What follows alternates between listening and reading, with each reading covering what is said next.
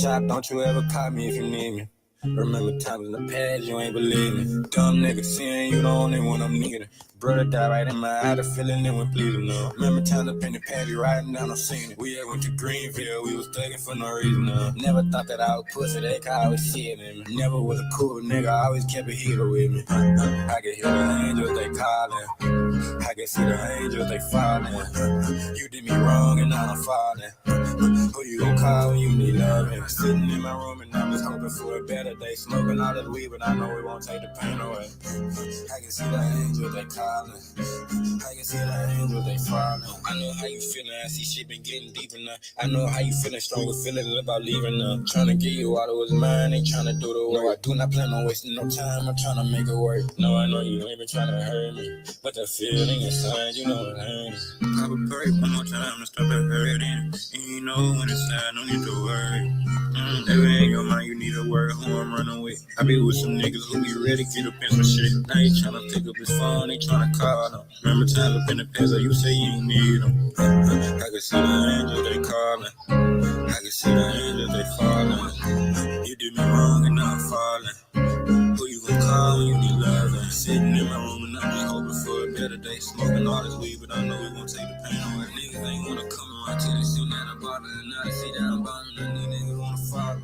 Wanna hit your phone, but I know shit ain't getting better now. Sitting in my mind, I'm just confused, I couldn't see his side. I remember times where you always hold me tight and you'd tell me when I'm thugging in the streets, don't lose my life. I can see the angels, they calling. I can see the angels, they falling. I can see the angels, they calling. Yo. Welcome back, everybody, man, to Bearded Tabernacle. Tonight we will be getting into a little bit of Scientology. I just want to send a big shout out to Chop, GWTM, young boy out of Louisiana, for that song. I think that was, well, for the past couple of episodes, you know, I've been opening up the show with that song. You know what I'm saying? I think it's a good song. I think it's befitting of, you know what I'm saying, of that purpose of being a song for the opener. So I think I'm gonna stick with it until something else come along. You know what I'm saying? Now if somebody you know what I'm saying, out of my, you know, people's, you know what I'm saying, not, you know, out of my label that I'm signing to you know what I'm saying, Gas Chamber Records, Out Gas No Breaks. Now one of my, you know what I'm saying, my artists come up with a song for the show, we can do that as well. But for right now, we're gonna stick with Chop, GWTM, y'all. Hey, so y'all know how I like to start off every show, man. Let's keep everyone in our thoughts, our prayers, our views, and meditations. Let's keep everyone in our thoughts, our prayers, our views, and meditations.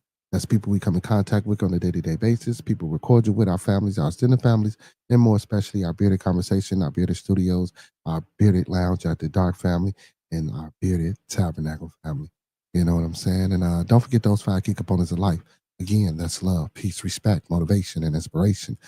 One last time, that's love, peace, respect, motivation, and inspiration. And we're going to sprinkle a little support on top of that, y'all. You know what I'm saying? Because a little support go a long, long, long, long, long way. And again, as I always say, you should try it. If it don't work out for you, come on back and let's talk about it. You feel? We'll get down to the bottom of it. Well, as we do before every show, man, we got to get into it. We got to do this, so we won't have any discrepancies, misunderstandings, even though we still gonna have them. You know what I'm saying? The thoughts, views, and opinions of Bearded Conversations are the thoughts, views, and opinions of me right now. I do apologize.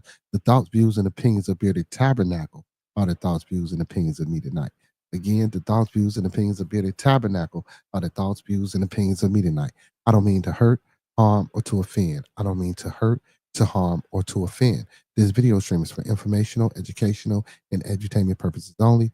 Once again, this video stream is for informational, educational, and edutainment purposes only, with the underline and undertone on edutainment. And I do emphasize and stress again, edutainment, y'all. Please do not take any advice given or anything shown on this video stream for face value without consulting the proper professional that suits your specific needs. Please do your due diligence. Please do your proper vet work, and please do your research and get that second, third, fourth, fifth, and sixth opinion, because we don't want you going out here Starting no revolts, robbing no banks, telling your boss what he or she can take, how they can turn it sideways and where to put it, because we done already told you. No, no, no, no, no, no, no, no, no. Hey man, I don't know if y'all remember Small. Wasn't that Small One? I think that was Small One. The neighbor used to always no, no, no, no, no, no. He's a small wonder. I know I ain't the only person. Anyway, all right, check it out. With that being said, man, we got that out the way. We got that out the way, man. We should be in for a treat a little bit later on, man. The Archbishop and Pastor Pimpin should be in the building with us later on. You feel me? So you know, we look forward to that.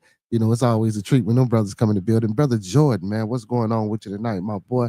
How you feel? I want to get into this a little bit of Scientology, y'all. Now, listen, I'm not listen again. I'm not a professed individual of knowledge, per se on Scientology. So, we're gonna and listen, if you guys know a Scientologist, if you guys know one, or if it's one out there that's watching on that maybe excuse me, as we stream, that may have may come across this stream. Please, please, please, I implore and encourage that you hit the panel. Um, if you got your pastors, your priests, your imams, your rabbis, you know what I'm saying, your shamans, or any holy or spiritual leader or divine, you know what I'm saying, whatever, man, please, please, please, y'all encourage them and welcome them to Bearded Tabernacle, the first portion of Bearded Tabernacle. Because it's all about an understanding. What we do here on Sunday nights, y'all. We like to get into theology and dabble a little bit in theology, in the religious religion thing. You know what I'm saying? So listen, open discussion, no debate. Well, everything is always a debate. Yeah, every conversation is debate. Saying hi is a debate, whether y'all want to believe it or not. You know what I'm saying? But it's a discourse.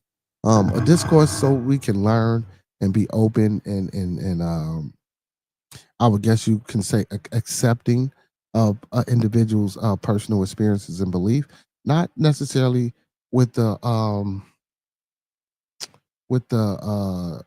notion of you actually subscribing to what they do, but you respect, you understand, and that's that. You know what I'm saying? So that's what we like to do, and we like to talk about certain topics and things that people call taboo, or that might be a little bit obscure, or maybe just something people like to keep personal, you know, but that always festers. You know what I'm saying?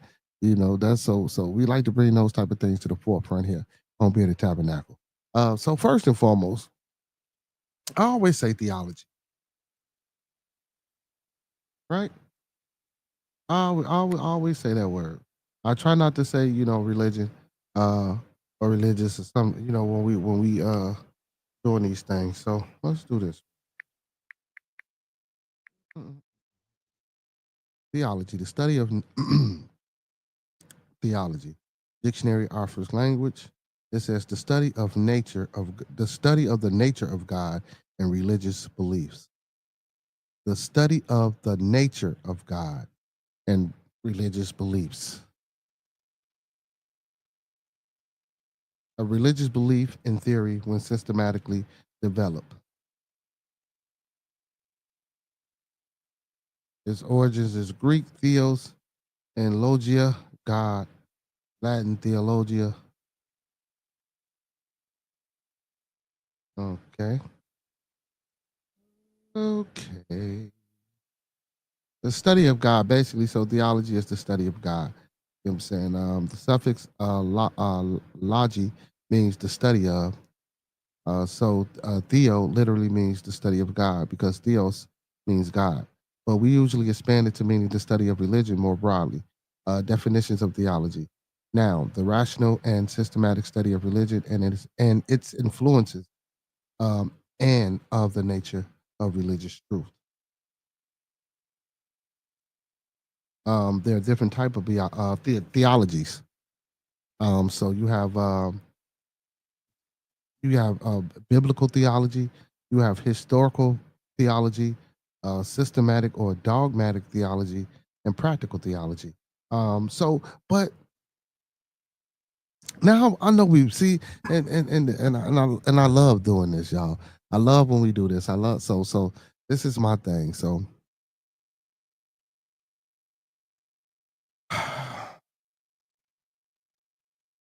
okay, so let's do this. Then we're gonna go back there.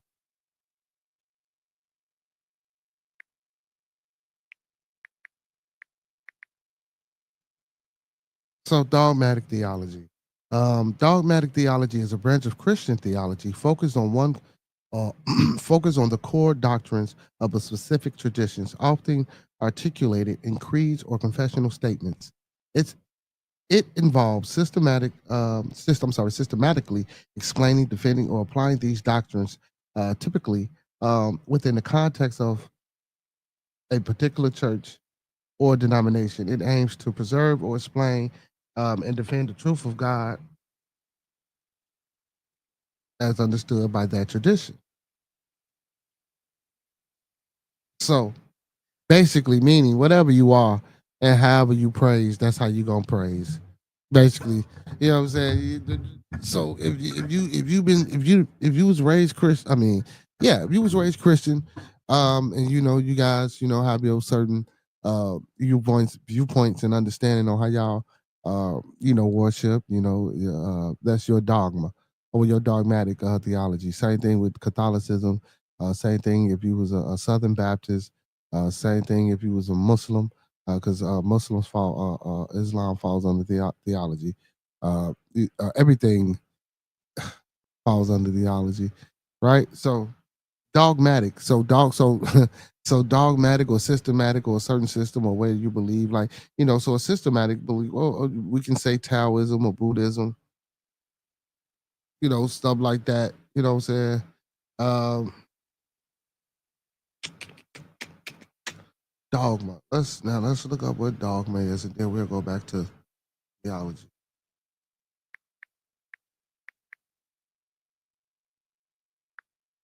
Dogma can refer to a belief or a set of beliefs held as authoritative and unquestionable, often within a religious or philosophical context. It can also be used more broadly to describe a principle or set of principles laid down um, as incontrovertibly true. In the film context, Dogma is a 1999 American fantasy comedy directed by Keith Smith, but that's in the movies. But so again, dogma, belief, set of beliefs, or authoritative and unquestionable, often in religious or philosophical context. Um, so, in detail, religious and philosophical context, dogma often refers to a principle or set of principles considered to be the truth by a specific religion or philosophical school of thought. These tenets are typically accepted without question or debate by the followers or of that belief system. Like how Muslims believe in Allah. Christianity believe in God. See, but again, it's crazy because you got so many denominations of Christianity, and it's just. So four types. You got the biblical, historical, and systematic. See, but biblical theology is dogmatic theology. So let's see.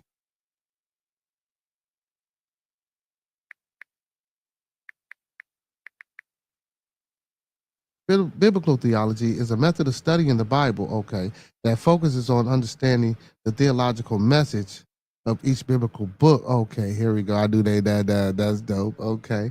That's dope. I'm gonna start that over, y'all. That's dope. I like the way they put it there.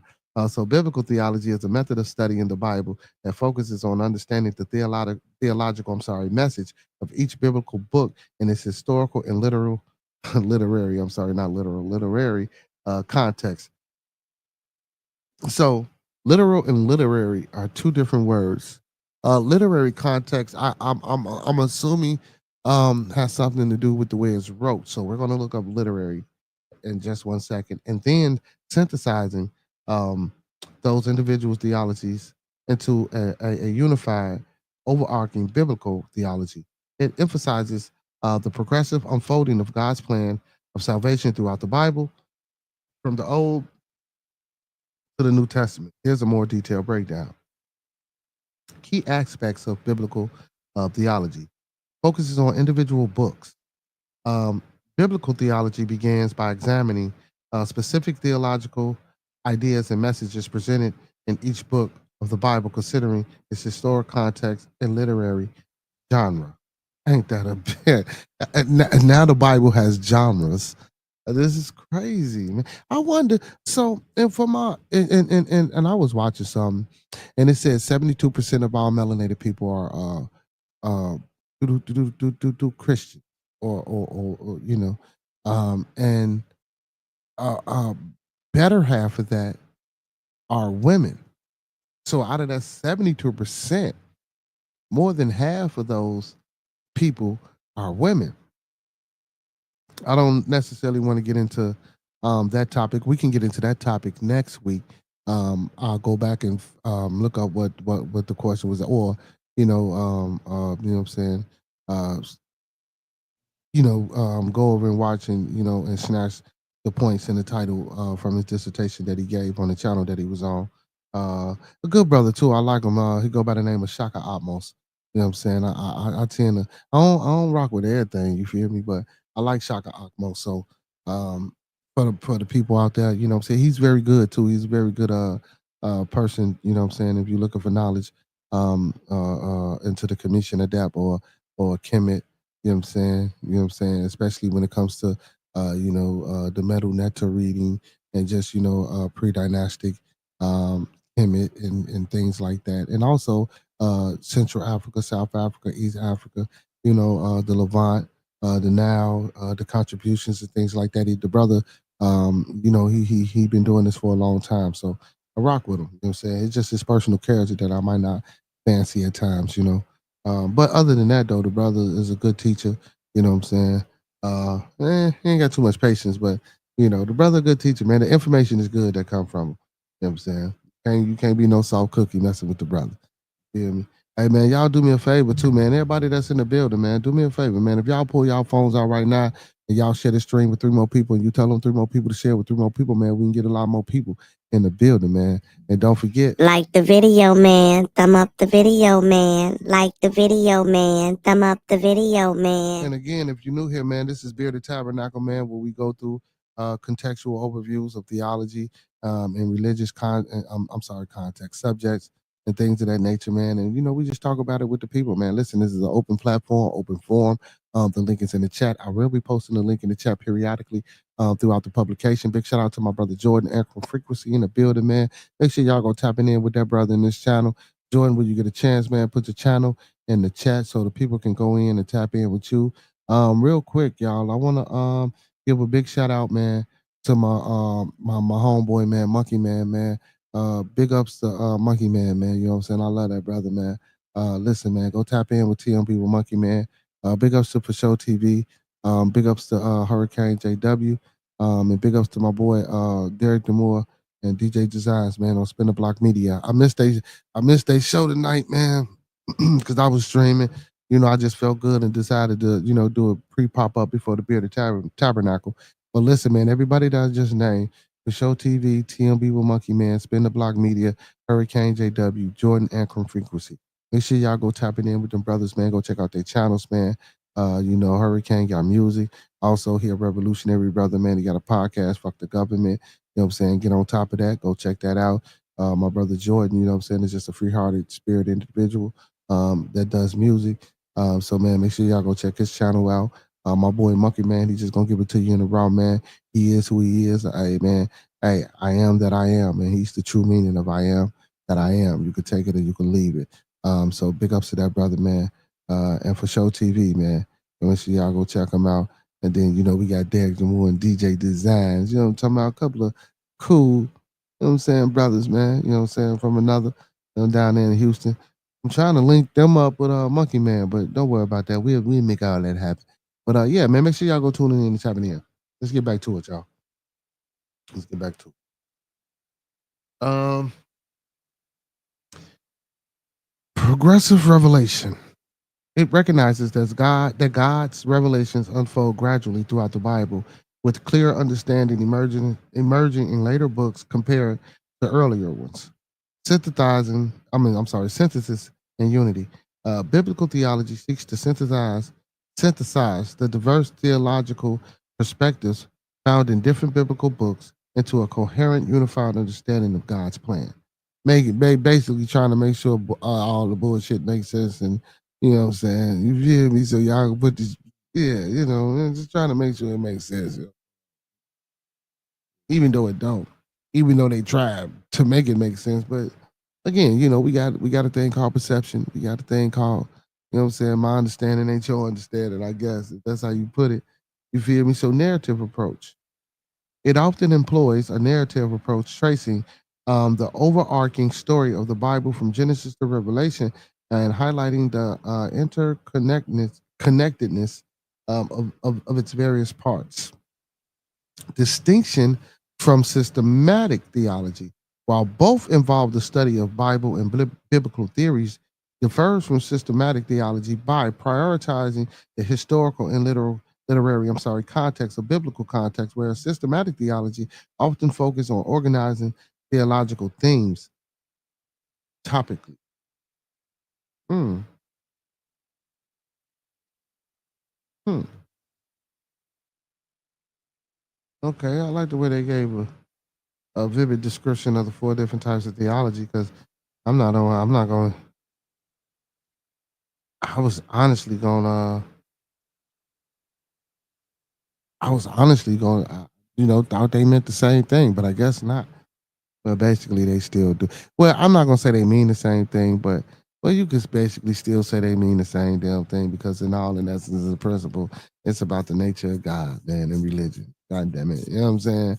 If you take away that, you ain't got none of them. You feel me? So, but I get it though. Biblical theology studies with the so-called Dead Sea Scrolls and papyruses and ancient scripts that was comprised and perverted and put together into a canonized book from these councils, you know, and Nicaea being one of those councils. You know what I'm saying? Um, Also, systematic theology, like they say, it focuses more on the theme. You know what I'm saying? On just the main theme and principle of it, and you know they go fanatic over that. And then so that's biblical. You got systematical, and then you got dogmatic theology. You know, which you know again is basically whatever your belief system is, whether it's Catholicism, whether it's Islam, whether it's Judaism, Israelite, any denomination of Christianity, any way that you guys worship, celebrate, pay homage to, whatever y'all doing, y'all solely focus on that. And outside of that, anybody else is wrong and it don't make sense. You know what I'm saying? So I'm glad I was able to, you know, get into that and shit, you know, break that down for the people. Real Pesos 23, what's going on, my boy? What's going on, man? We waiting for the pastor and we waiting for the archbishop, man. But before they get in here, man, you know, we doing a little bit studying and talking on, you know what I'm saying, certain particular subjects and things, brother. You know what I'm saying? You're more than welcome to hit the panel as well, if you would like, you know what I'm talking about. But if you want to stay in the chat, you can do that too. You know what I'm saying? But yeah, man. So literary, let's get to it. Literary. Now remember, literary and literal, two different things.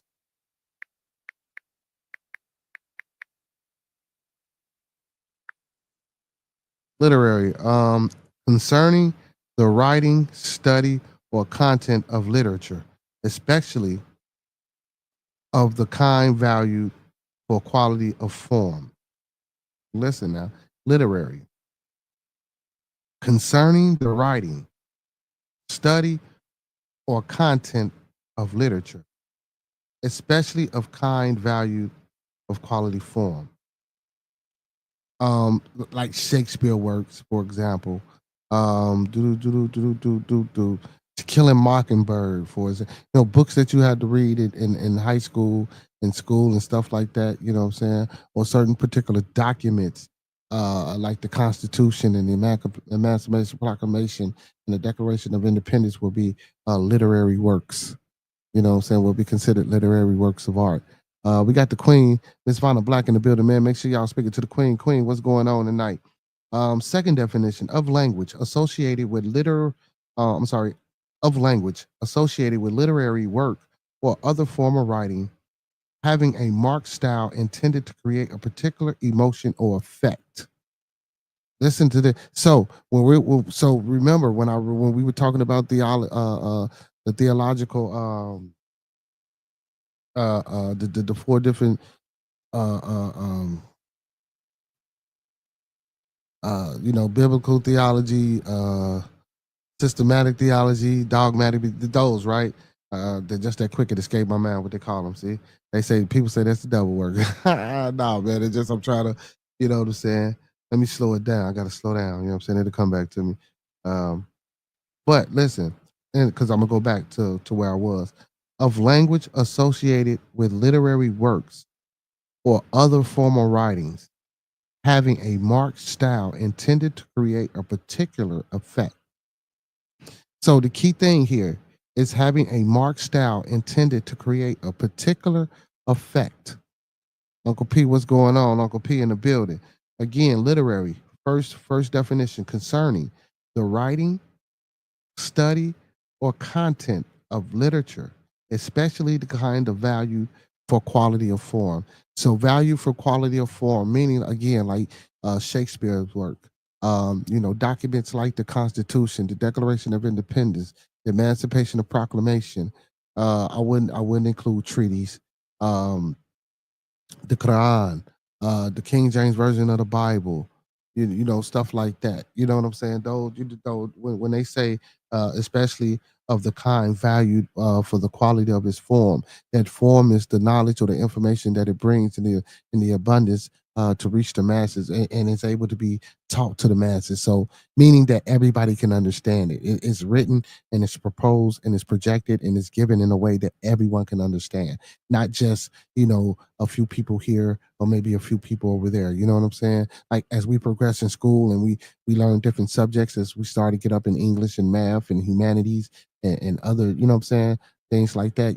Everybody ain't you know what I'm saying? Everybody ain't qualified and can't do it. You feel me? You got to slow it down for some folk, and some folk just ain't gonna never get it. That wouldn't be considered the quality of form.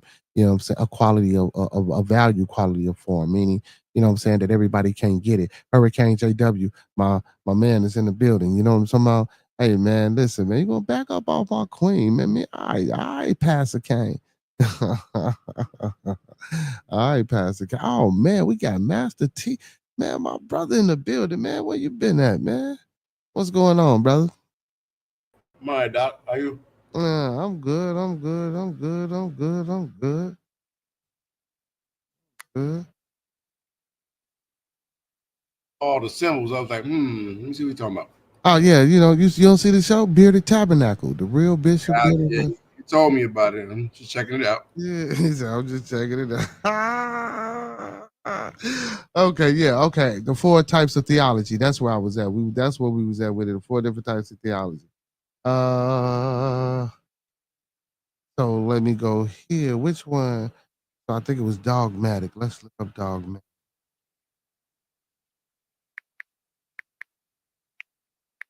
Because remember that word literary. Remember that word literary. I can't remember which one that we think that word literary in. And I just want to make sure that we understand what literary means versus literal, because it didn't say literal. Because usually when we're talking about theology and the study of the nature of God and its religions that try to give us a gateway to the nature of God, usually people take those things literally. You know what I'm saying? Sometimes a lot of people take them literally, especially when you're talking to certain groups like Israelites or maybe other different denominations, they take those things literally. But this actually said literary. And again, what's going on, Pastor Kane? The second definition of literary was it's wrote. What's love? What's going on? It said it's wrote to invoke a particular emotion in individuals. So again, if the Bible was wrote in literary form to invoke a certain emotion, I mean, I'm just saying, y'all. I mean, we don't come. I'm not 10. I'm just, I love my people, man. I want y'all to just think sometimes. You feel me? That's all. There we go. Here we go. So, biblical theology is a method of studying the Bible that focuses on understanding the theological message of each biblical book in its historical and literary context. You know what I'm saying? And then synthesizing those individual theologies into a unified, overarching biblical theology.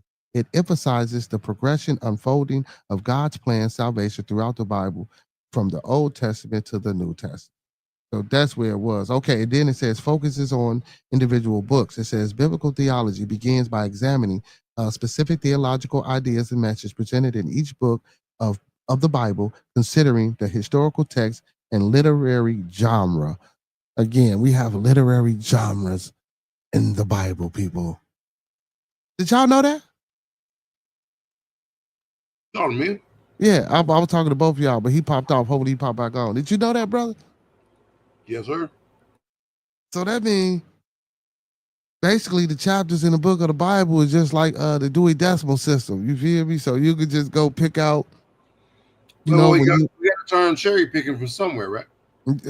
So when you want to go find something about war, you can go get this book because it talks about war. You can cherry pick. That's when the mouthpiece artists or the liberal artists start talking real good. Like you can pick anything from the Bible, but does it make sense?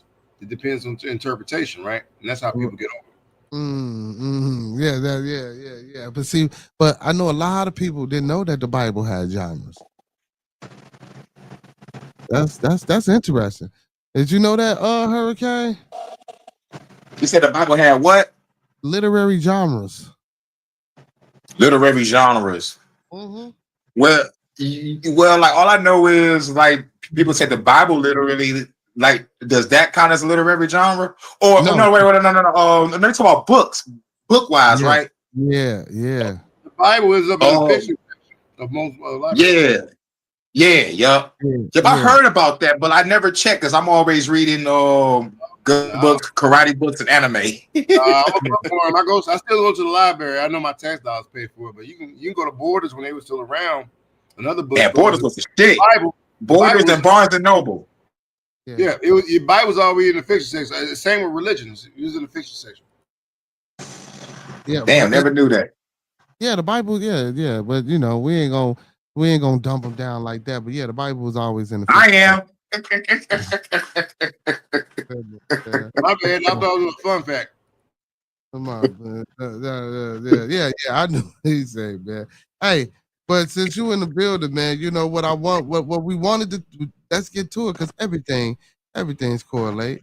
Scientology theology. That's the topic of discussion of the night, y'all. Hubbard, old engineer who came up with his own religion. Interesting. Yeah, so Scientology centers on the concept of Thetan, an immortal spirit. Thetan, an immortal spirit being that is trapped in the physical world and must achieve spiritual enlightenment through various practices. Scientology teaches that Thetans have experienced countless lifetimes and accumulated engrams or traumatic experiences that hinder their spirit progress. The goal of Scientology is to help the Thetans shed these engrams and ultimately achieve the state of clear and beyond, becoming operating Thetans. Thetans, I'm sorry, I don't know why I broke it down like that, with increased spiritual power and awareness. Here's a detailed breakdown. Thetan. Hey, no, 5150. This ain't that time, brother. 5150.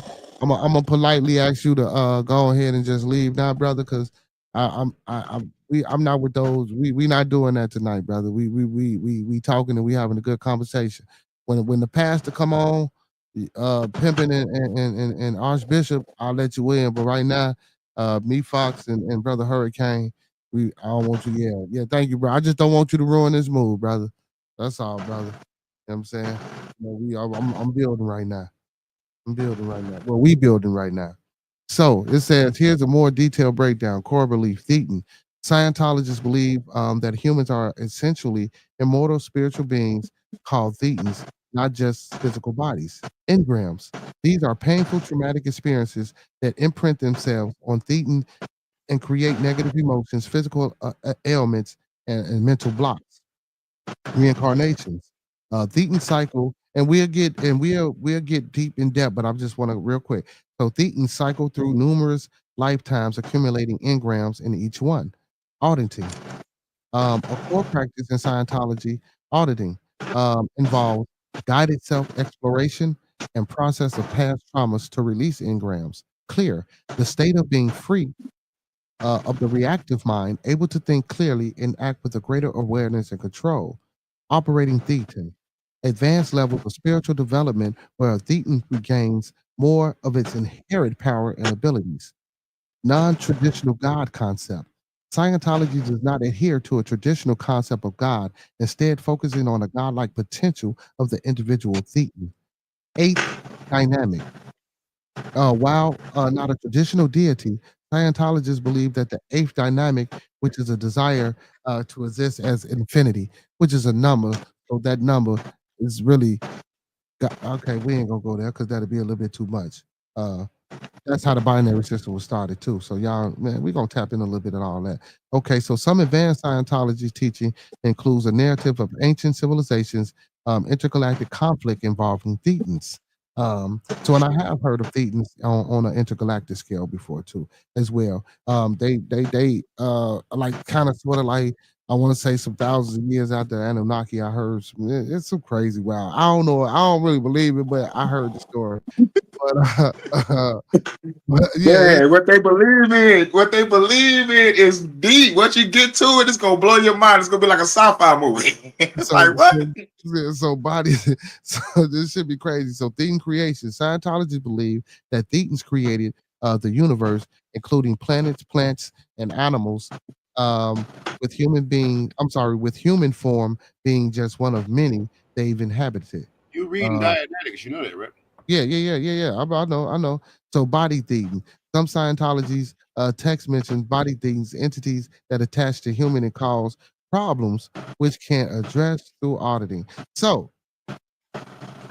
now the first time I ever heard of Scientology, y'all, like I said and mentioned earlier, was when that commercial used to come on TV, y'all. By L. Ron Hubbard. Them books, like Brother Master Teacher just put in the chat, y'all. If y'all want to dive into it, y'all go right ahead, right? And again, like I say, man, it never drew to me spiritually or esoterically to as a child to even want to get into it as I grew older and became more enlightened. It was just something to just look into because I still thought it was some bullshit and I still think it's I mean that's just my opinion. I'm sorry. You know what I'm saying? If we got scientists in the building. But then the next time I heard about it is when Will and Jada Smith donated $9 million to help build the Scientology school that their kids was going to. You Right? hear about Tom Cruise though? Yeah. No. See, I ain't hear about Tom Cruise until after I heard about Will and Jada donating the $9 million. Right? So then I heard about the Tom Cruises and the other celebrities, and then the very last infamous celebrity that I heard about was she ain't really, she's still a celebrity, but the young lady that was on the show Kings and Queens with the heavyset guy. Lady, Carrie Heffernan, aka Labor Meanie. Man, she could get it.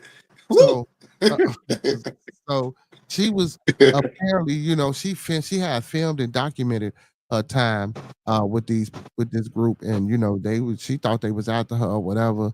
And I don't know if it was true. I don't know if it was for publicity or for the TV or whatever the case may be. But those were the only times that I really actually knew about Scientology until I decided, hey, let's get into it. And so again, Hurricane, I would like for you to head this segment, Brother Pastor Kane, and inform us, and we'll chime in, ask questions, and go with your flow, with your information on Scientology.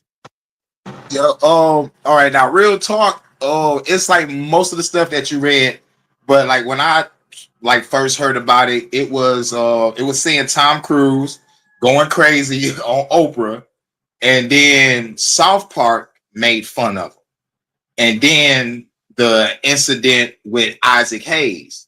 So I'm like, okay, let me really, really look into this. So then, I read about what you read about, and then looked up, the girl from King of Queens, and I'm like, all right, what machines are they using? And then they showed this like this box, and you could connect your brains to it. I'm like, oh, but this ain't right. This ain't right at all. And plus, and then looking up the paper trail of all the people that's in it with the fucking money, the judges, lawyers, doctors, insurance companies, and celebrities. I'm like, man, this go deeper than fucking Freemasonry. I'm like, like what's going on here? These people got power. So and like when it comes to like what they truly believe in, I'm glad we're here. I don't know if we're gonna come up to it yet, but let's get it out the way now. They believe in an alien overlord named Xenu. We already talked about the Thetans with the souls and the reincarnation process, but like this alien overlord, Xenu, this is why people think it's bullshit. Because the alien overlord and shit is like using our souls and motherfucking recycling our ass. When we talk about the pain and the trauma shit, you fucking go through that and you can't evolve. Like, yo, life is full of pain and suffering. Read about Buddha, life is suffering. That's one of the 4 noble truths. Understand that, you're good. But but like when it comes to the Scientology, like it's just like once you get to the alien part, you just want to just put the shit down and walk away.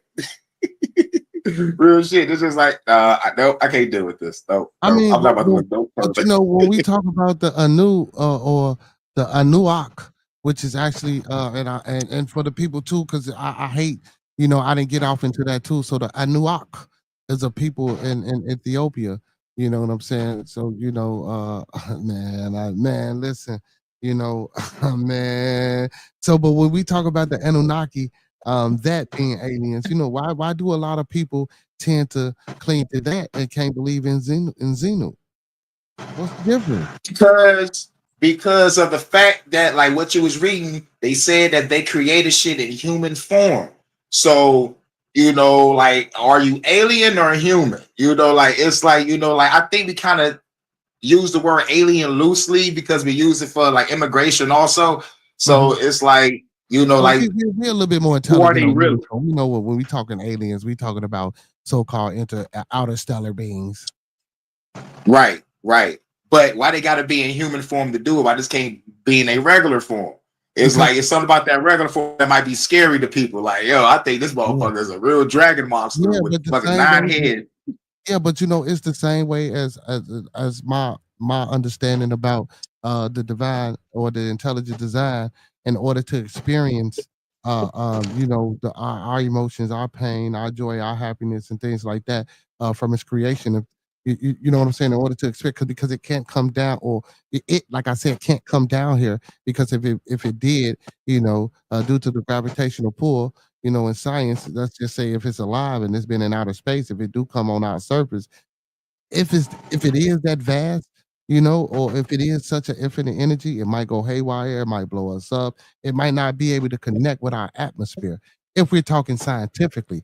Or, what I'm saying, like you said, it could just not want to be in its true form if it is a outer stellar being and come down here and scare the shit out of us. But still, the Anunnaki or the Bible, if you read the Bible, let us create man in our image.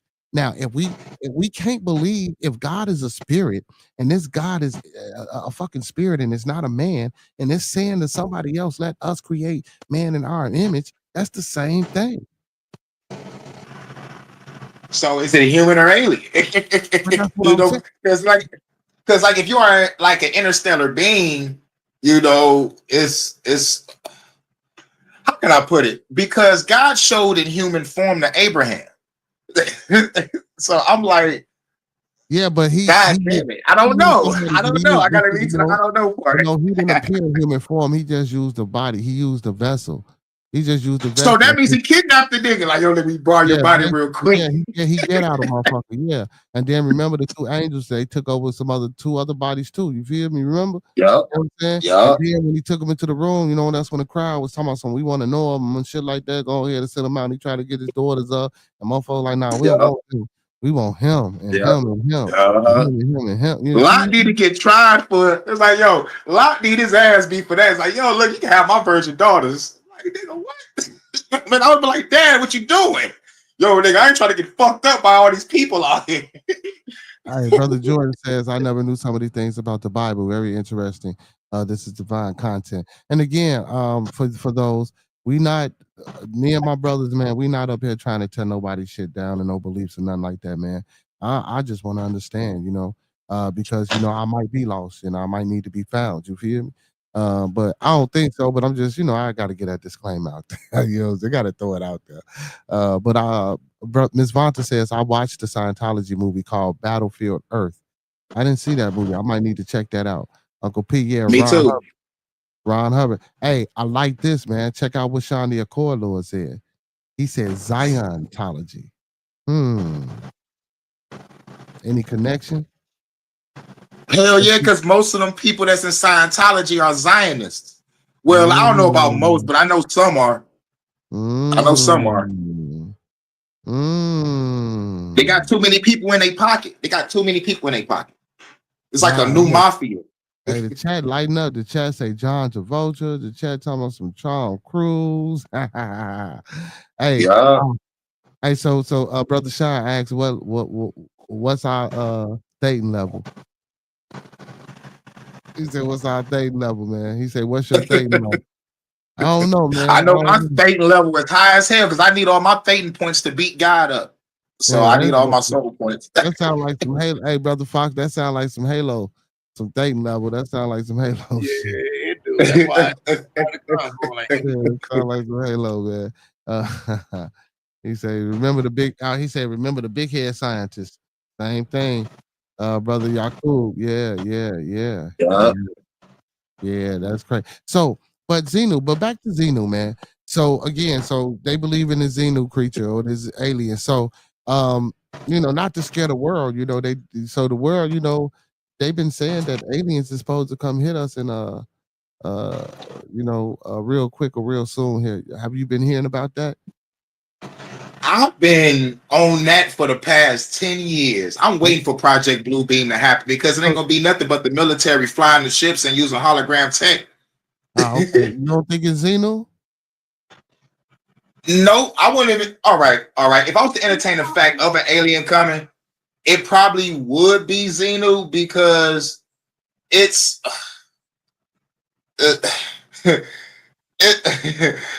it might happen because we see a lot of activity in the sky. So it's like I'm seeing these motherfuckers before angels, demons, God, and the devil himself. Xenu might show up first. You know what I'm saying? It's like it's too much activity going on in the skies, and the fucking government just admit that they fuck with the tech, but we already knew they fuck with the tech.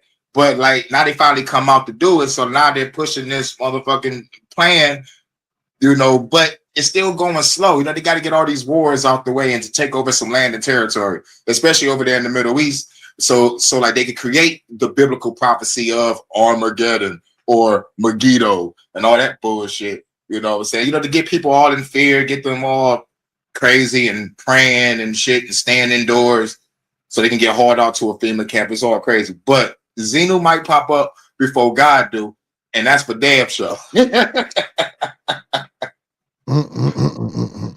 I don't know, man. But Scientology. So what I know, so what they try to give you is they say it's the study of the mind. This is what I heard before I actually started, reading on it. People saying it was the study of the mind, and the mind is powerful, and you can heal yourself with your mind, and you can do this with your mind, and I'm like, yeah, I already know that. It's about 100 different other codes. I mean, diasporas, that already go off into that. You feel me? So what's so special about this? And then, bro, they say you got to pay to take these classes, and every time you advance in a particular class, you got to pay a certain amount of money. And I'm like, so what happened if you don't pay the money? You just don't advance. You just don't learn, but they say they kick you out unless you reach a certain point. Now, if you reach a certain point, and I guess they teach you whatever they teach you, and you learn so much, it's like you can't leave type shit. It's a cult, brother. It ain't nothing. It's another cult, just like everything else. Yep. Everything else. But the Xenu God, now I heard of the Xenu, but I didn't hear about it being in correlation with Scientology. I thought Xenu was something totally different. Like I said, because I heard of Xenu, again, like coming like maybe a couple thousand years after the Anu, but it wasn't. And he was a conqueror and shit like that. But it wasn't. I ain't never hear about him in relation to the Scientology. That's something new for me. Yeah, they probably trying to connect it because they got nothing to connect shit to. They probably just be like, fuck it, let's grab this alien legend and put it in there and spook everybody. I don't know, but it gotta be something, like a source that they all gotta worship. Because they said like once you get to the highest level of Freemasonry, they tell you the truth. They're like, yo, nigga, we worship Lucifer, y'all. Oh, word. But these motherfuckers real to me, so I'm like, it's compartmentalized knowledge on all these so-called levels and shit, and you gotta pay that shit crazy. But the mind control is what is getting me. They gotta put their brain to this fucking box machine and shit and raise levels up and down, and like we don't really fully understand the machine. Like I think they motherfucker just energy harvesting, or maybe motherfucker like another high level of MK Ultra or something. You know what I'm saying? I think the CIA involved too. I need to look some more into the Scientology shit. But you talk about it, you get motherfucker ran through like if you're talking about Israel. So it's like shit, these motherfuckers got protection on all sides. Yeah. So you said you mentioned earlier about hooking something up to your brain or something like that. That box. I don't know the name of it. But they, like when they talk about the mind, they using your motherfucking box and they motherfucking connected some wires to your mind and shit. You gotta look at the pictures and shit to see what it is. Mm-hmm. So I watched this movie about this kid that I can't remember if they induced a coma or he went into a coma or something like this, whatever. But anyway, his spirit, matter of fact, it's the Empire State. It's a robotic movie about robots and shit taking over. So his mind went into a robot and it found his sister and led his sister to him. So the scientist was the boy was a genius, right? But even though he was dead and he was unconscious, his brain wasn't, and his brain still had power, and his brain was like the most powerful brain or some shit. And he was using his brain. He was using his brain's consciousness to power shit. You feel me? I'm like, man, so maybe it's something to this box. You feel me? Maybe, like you say, maybe they harnessing the energy. I don't know. Like I told y'all, watch Mickey 17, man. They wired a boy. They got like a brick, and you know what I'm saying. They put the memory into this brick, and then they hardwired the brick to the boy head. You feel me? And re-download all the memories and shit back into him. And I don't know if y'all know about the 2045 plan. Where they trying to upload and download our consciousness inside of robots.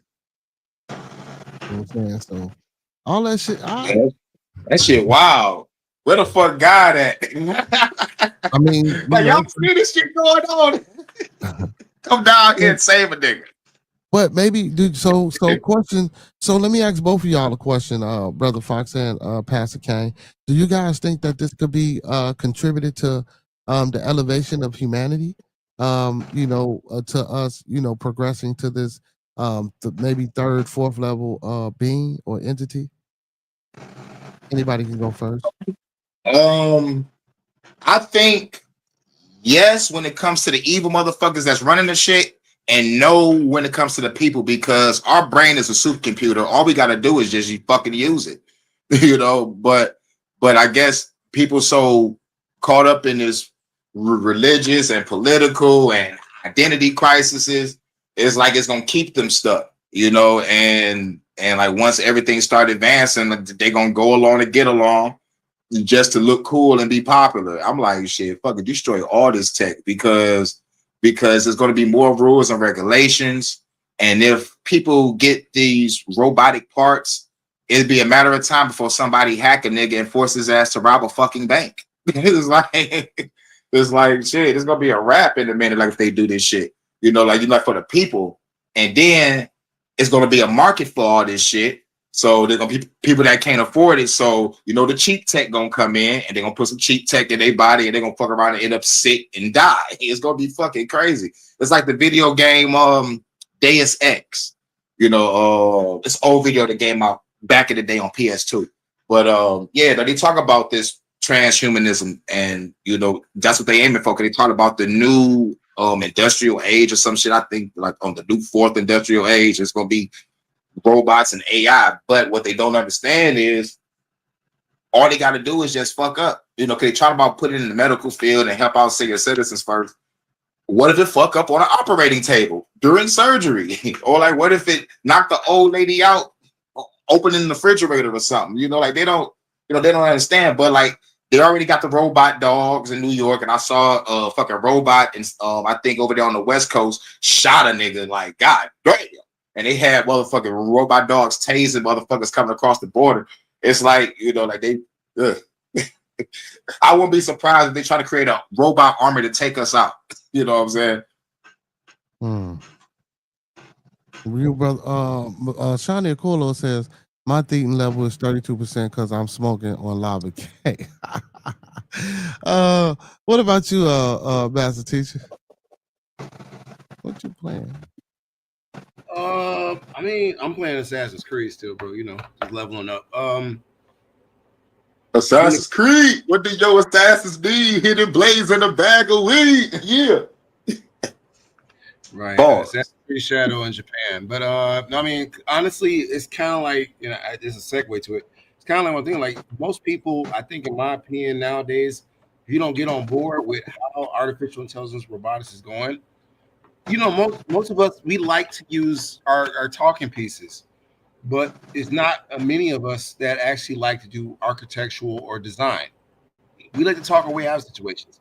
We're going to find out in the near future, if you're not designing these robots or making them function better, you're going to be out of a job. And then also, on top of that, it reminds me of The Matrix, another good movie.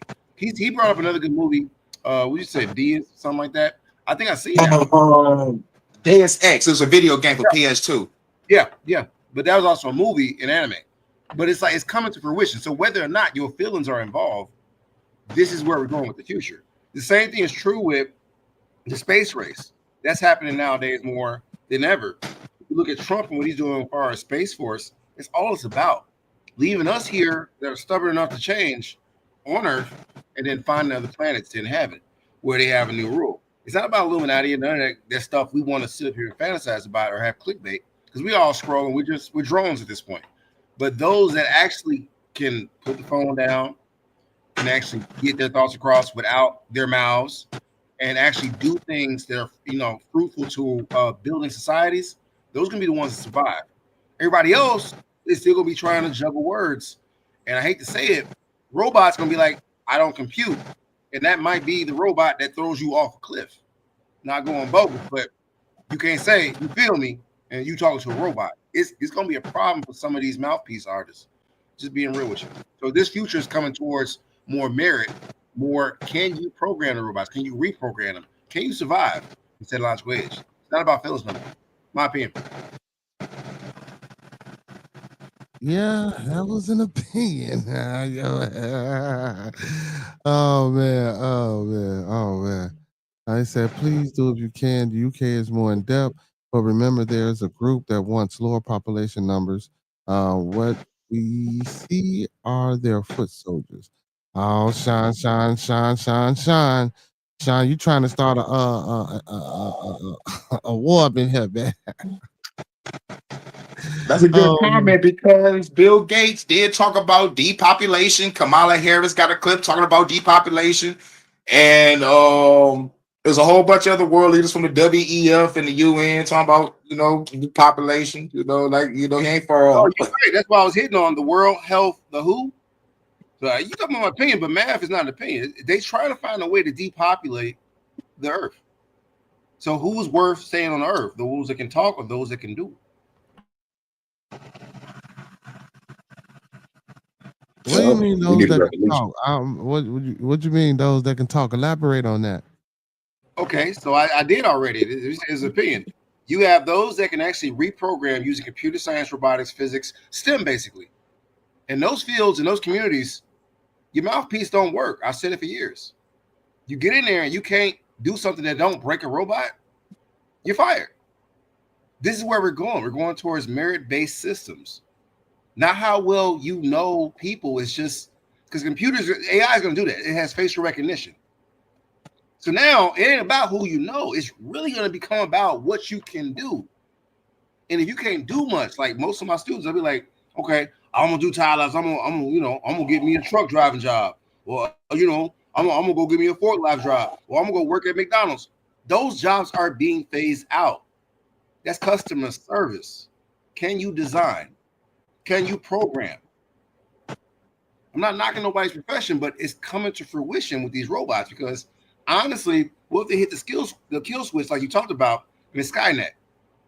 Hold on. You feel me? Wait. That thing is going to execute on site. Your mouthpiece don't work. If you can't program that or override it, I feel sorry for some people. That's why I'm learning to become a hacker, baby. Hack the programming. Hackers don't talk. Hackers hack. That's right. We hacking this shit. Like I said, talk is cheap. You can't hack if you're running your mouth. You got to think. Exactly. Hack the planet. You gonna see? Give it 10 years. We gonna see. We the same age. See if I was joking or I was opinionated. We gonna see. But I'm in the front lines.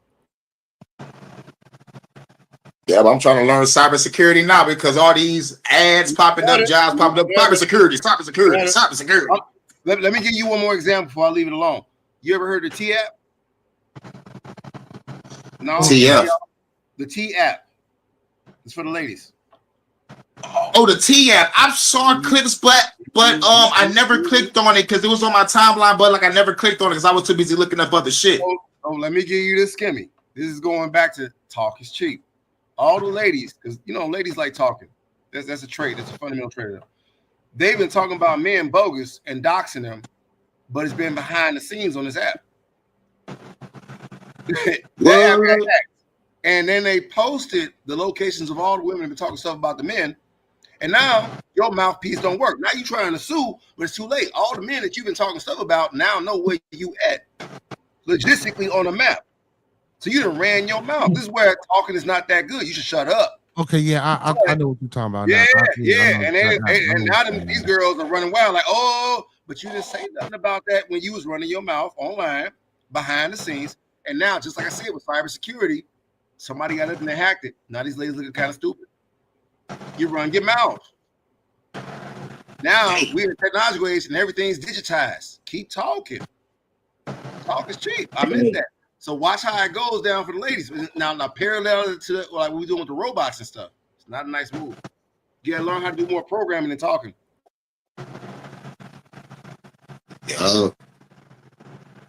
Damn, I didn't know that shit was going on the T app. What? Yeah, I heard about that. So Jordan says, I am just ready for us to live and align as we should. They got living unnatural. He says we're paying for water, food, and gas. Damn, that's crazy. Well, I don't know. I don't know if that would. I don't know. I don't know what a world would be like without some type of, I guess, systematic rule, or you know what I'm saying. I don't know if it was it because I speak on that intelligent design. Maybe it was designed this way for us to live like how we live. And that's why God got to catch these hands for real, because we had a great time before colonialization. But yes, we had our wars and battles, man. But we had this land and we wasn't paying for grapes, apples. Remember, we was doing our thing here, and then some systematic rule happened. But in the Bible, it says, "Serve your earthly masters." So that means this is why people not fighting the government right now. See, but do development though. But no, because just even do development. You got to think, grapes and shit was free, but not now. People become separate, and maybe the grapes grow on my land, and you want some grapes. What you got to give me? It's called the barter system. So somebody got to learn how to work, that's what we got currently. It's just 10 times, 100 times, 1,000 times fold. He said,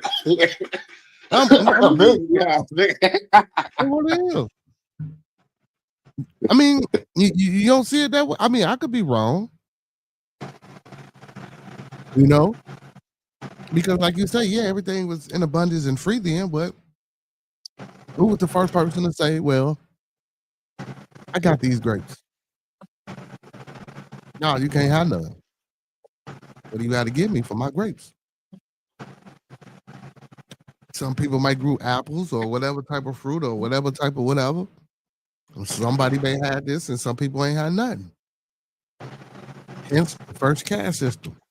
Yeah, you talking about the bartering system, like going back to your original point by Ron L. Hubbard or the big head scientists, you telling people these theories and they wholeheartedly believe. You gotta be careful with human beings because we're very, very sensitive creatures when it comes down to persuasion.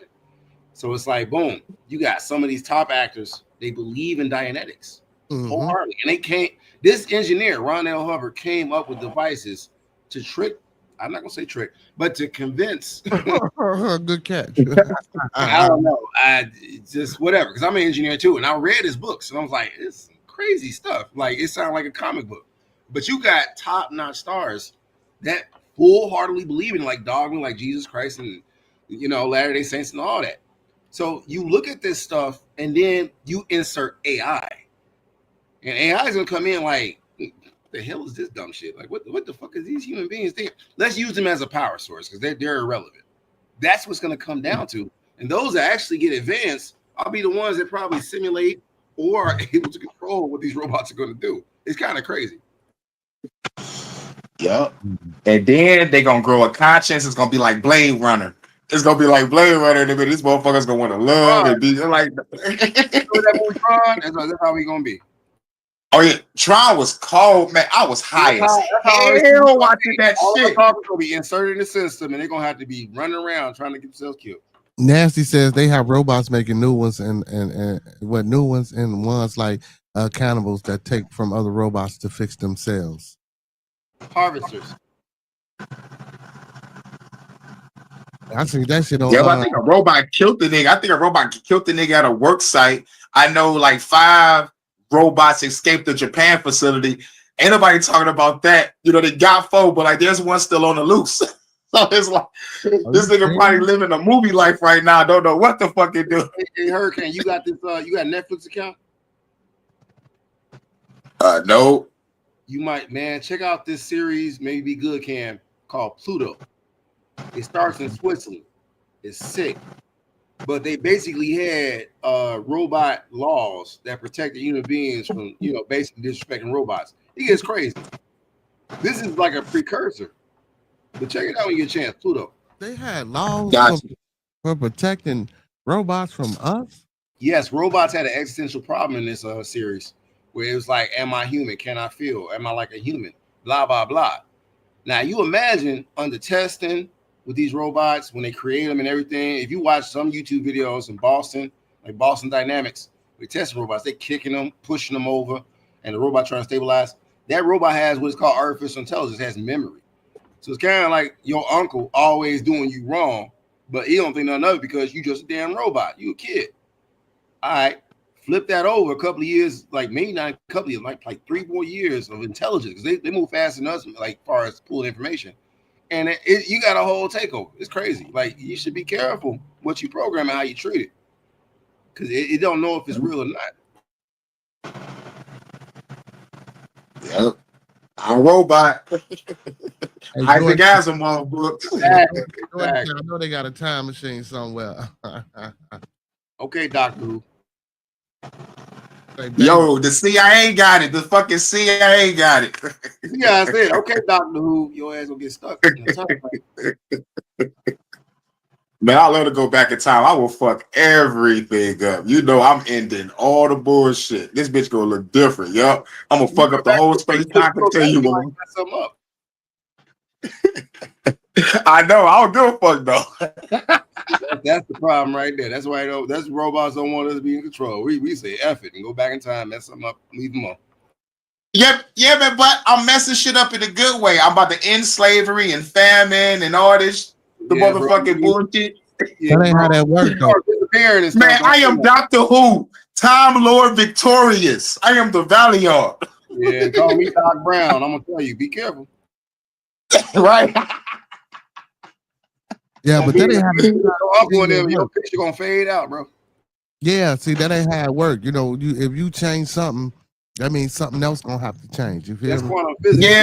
Yeah, but like, there's a lot of different theories on time because like some movies do like 5 different time travel things. We still really truly don't know. I got you, but there's something in science we always say, "Fuck around, and find out." Right, you know. But you can displace energy. That's something we do know. So going back in time would displace a current energy. You feel me? So so displace in this case would mean erase. That's like simplifying. No. You can't destroy it. That's laws of physics. It's conservation energy. So you're right. It gets displaced, but it goes somewhere, and that's where things mess up because the timeline is a certain amount of energy. You displace the energy, it gets split into a different timeline. This is just basic quantum physics. You can't go back and change how that energy, like water, has been separated. You're gonna mess something up. Energy is neither destroyed or created. It's just displaced and rearranged. Mm-hmm. Big Stacks, we've been good. Big Stacks, we in here, man, just delving into the deep. You know what I'm saying? Like we usually do on Bearded Tabernacle. But this is all divine. He say, damn, I can't imagine this world. Brother Jordan, Anchoring Frequency, beautiful name, brother. He says, damn, I can't imagine this world about to be even more wild, but I can imagine because it only can get worse. I mean, damn. Well, this world is cool. It worse will get better. That's why I go back in time. I'm like, fuck it, man. Shit, it gotta be better than this when I'm done. But the best time travel is sitting down, closing your eyes, and reminiscing about the good times. For the good times, I agree. Give it a go. Faster than the speed of thought. Faster than the speed of thought. So Big Stack asked this, y'all. He says, do you believe religion was passed down by slave owners, just stories told to give some kind of hope? No, I don't think that at all. It was for power and control and keep us in line and docile slaves. See, no. So no hold on. So I say, well, but no, because I'm trying to figure out how he asking the question because it says, do you believe religion was passed down by slave owners, just stories told to give some kind of hope? So religion was passed down by slave owners. Yes, of course, they gave us that religion, of course, because I don't believe Christianity was even on a continent of Kabbalah, and also Christianity is a new current concept to the country of America. So when we got into play with the slave shit, or if it did happen or if it didn't happen, I say that because I don't want people, because I'll be on both sides of the fence. We got to do a comparative analysis as always. So yes, I do believe slave masters passed down religion. But you saying just stories told to give people some kind of hope. What do you mean by just stories told? Because a lot of people before slave master believed in religion and things of that nature. So, and I don't think it was passed down to give a slave hope. I think, like Brother Pastor Kane said, Pastor Kane, it was given down to control and to keep us complacent with being beaten. The first rule of a slave is to let that slave know that he a slave. You know what I'm saying? That's the first rule of being a slave. And as a slave, well, that's the first rule of the slave. It's the same thing. First rule of being a slave, first rule of being a slave master. If you slave master, you always let that slave know he's a slave. And in turn, that slave, the first rule of your mind is to always know that I have to appease master because I am a slave and I can't do nothing else. So let me be complacent and compliant with the situation that's going on so I can go about my day. And that fear is what we eternally talk about all the time, that people say, no, it ain't no fear. I do this to be cautious. No, you do these things because of fear. The epigenetics, this shit was inherently, put into our DNA or inherited by our DNA. You know what I'm saying? That's why you hear stories about slave people. I mean, I said slave people, slaves beating their children because they didn't want their children to buck up at master. So if you could take that horrible beating by your mother and your father, by the time you get to master, when you do something wrong, or even if you don't do nothing wrong, you'll know how to take a beating and stay down. So in that concept, no, I don't think they gave us the Bible to give us some type of hope. You know what I'm saying? Because if anything, I believe religion screwed up the whole fucking cycle of humanity, if you want to know the truth about it. And when I say religion, I'm talking about the current form that we all have come to idolize and conceptualize and put up on a pedestal, if that makes any sense. You know what I'm saying? Because things we as people, when we like Hurricane always say, let's get back in tune with nature. We didn't do this concept of arguing over shit about if God is real or no, man. We said when some shit went wrong in the sky, that was that God. When it rained, that was that God. We probably and those people probably never thought that those people were literal. It would come to that conceptual ideas that they had about their mind to explain some shit that they ain't know nothing about. And then we get a group of people come through, wipe out that shit and say, no, that ain't even true. That's a myth. You know what I'm saying? But this is what it is. And they give you the same motherfucking Sky Daddy with a different name. The same story with a different background. The same players and characters with different, origin stories. So, yeah. So, and, some people say shit wasn't no slave trade, Motherfuckers say Christianity has always been in Ethiopia. Ain't that right, Uncle Pete? And Big homie CC, when we spoke with him, he said that Ethiopian got the, I'm like, no, that ain't true, man. That Bible was brought over there to Ethiopia, but some people don't believe that, man. But that was a good question, though. In the Bible, it says, serve your earthly masters. Yeah. That's why everybody fighting back the government. But what you think about that question, Hurricane? Do you believe religion was passed down by slave owners, just stories told to give some kind of hope to the people? Oh no, I think I answered. I said no, only because of the slavery and the motherfucking beatings and shit. What about you, what you think? I mean, I said no comment a minute ago, but I mean, I know. it was, dude. We talked about morals and dogma a long time ago, right? Mm-hmm. What was it used for? It was used not to like give hope. It was used for like some type of mental control over the masses. There's a whole saying we used to talk about when we talked about religious studies back in the day. We as a people, they arrived and they said, "Look at this book." We look down at that book. We look back up after reading that book. They conquered the lands. So I don't think it was about hope. I think it was about misdirection. Like if you as a people had your own religion, your own dogma, your own morals, even before these people, as y'all would say, colonizers arrived, and you got tricked because you felt it was more divine. Is it really about hope? No, it's about like smoke and mirrors, misdirection. And then we read later that those books wasn't exactly whole books. They had passages missing, had books missing. But we supposed to just believe it wholeheartedly and literally. And unfortunately, that's not what we supposed to did. Like we should have stuck to our roots, our spiritual nature, and all these other things. But now I think it's too far gone because everybody's individualized. So nobody don't want to fight no more, dog. It was crazy, dog. We supposed to be fighting to the end of fucking time. They be like, you know what? We're going back to England. Everybody keep on fighting these motherfuckers over here. I ran out of bullets.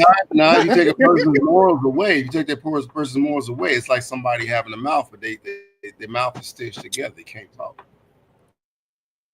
Oh yeah, because I saw those helmets with the blades on the mouth shit. Oh my god, dog. That shit fucked me up when I saw those pictures.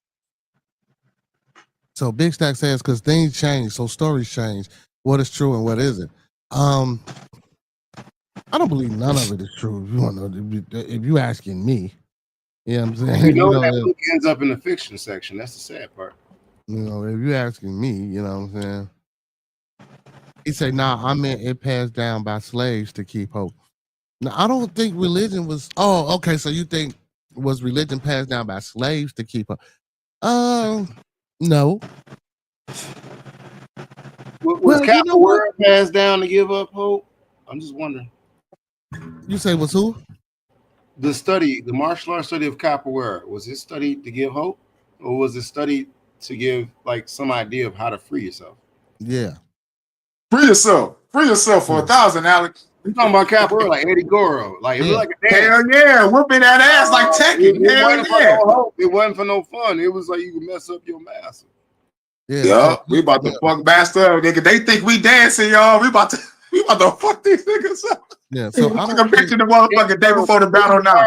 Flu flops, right? Flu flops. That's the term. Flu flops. so what I will say to answer that question, I think it was a tool. Much love, Vontae. That was Don't work that too was, hard. yeah, don't work too hard, Queen. I think it was a tool implemented for that outcome because we have, like, again, like I stated, 72% of melanated individuals are Christians, and more than half of that are women. You know what I'm saying? So I do believe that it came to be that outcome. You know, it was forced upon us and got us to believe. They don't even believe, slave owners didn't even believe that shit. You know what I'm saying? They probably had print presses, printing their own editions of that motherfucker, giving it to the slaves, and the slaves was getting that motherfucking dogmatic theology. But You be know what good. I'm saying? I had something like I think it's more about like it was more of a camouflage. Like most of us, we took on that mantle as far as going to church, the routines, and looking like good Christians. Because to the other races, it was like, oh, that's a good person. I'm not gonna say get explicit, but that's a good, and you look like the part, but under the guise of that, we had our civil rights movements. We had a camouflage for understanding how we should move as a people. So I wouldn't say necessarily it was hope because I think a lot of our pastors and preachers knew the history behind this stuff. But as long as you was acting and behaving like a good house, then you were not bothered. So I don't think it was hope. It was more of a tool, like you said, in terms of camouflage and getting to the destination. It was a tool of operation. It wasn't really about hope. It was just a tool of survival.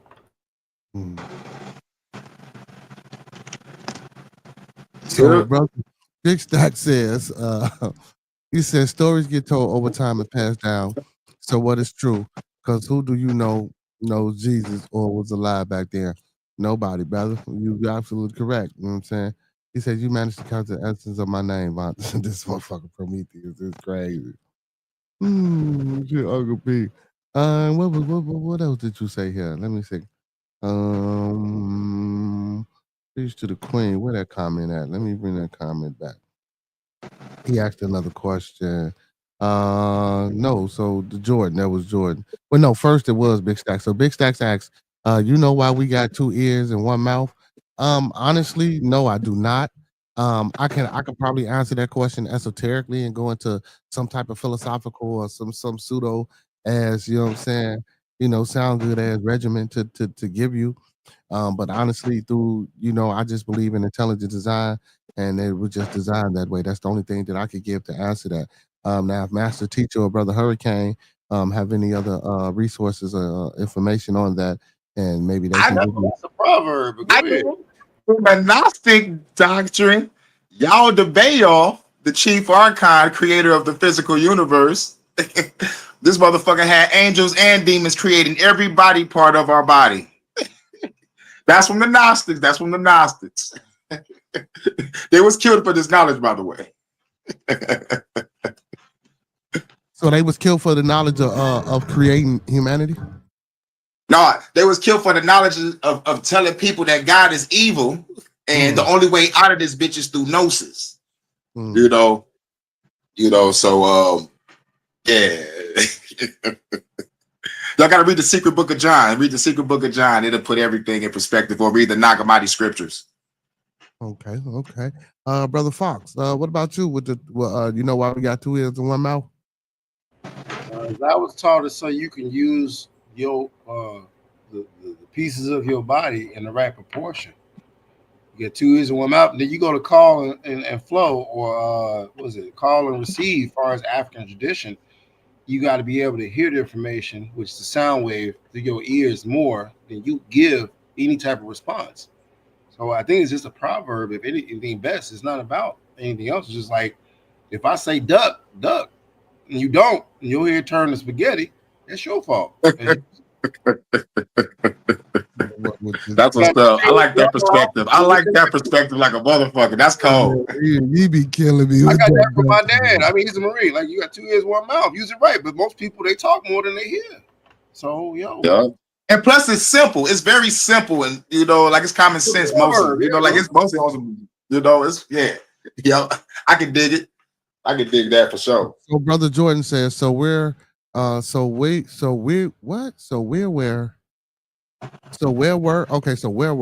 the old teachings when they gave us the Bible? How that override our divine teaching?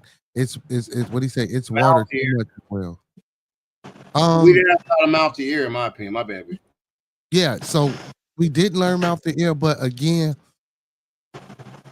this is why I tell people linguistics. And I know this is again another human science, but if you don't know another person's language or the origin of words, things get transliterated and not translated. They tell us things are translated.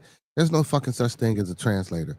You know what I'm saying? You can only transliterate. You can only give me the gist of what another motherfucker saying in a foreign language in English, because they don't have all the words that we have, because our language is comprised of a bunch of different other languages.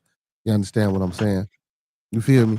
So when they came up with the book and it was transliterated, a lot of things was left out, because the original translation of it, that's why they break it down in the book, like with the Elohims and the Anu and the this and the that and the third, because the original sea scroll, it said gods. It didn't say God. It said gods, plural, with an S. And a lot of those gods, plural, with an S, were the feminine. You know what I'm saying? But a lot of that shit was left out, or a lot of it seemed too controversial, even for them at that time. Or a lot of things, guess what? They just didn't even want to fucking deal with it and said it was just too much. And in order for us to control people, we can't have people reading a damn a 10,000 page, you know what I'm saying, informational packet. No, we got to keep this shit short and sweet. We gonna get them these 66, and we gonna leave these other ones to the side and put them the fuck up. And again, that was the inception of the microwave society.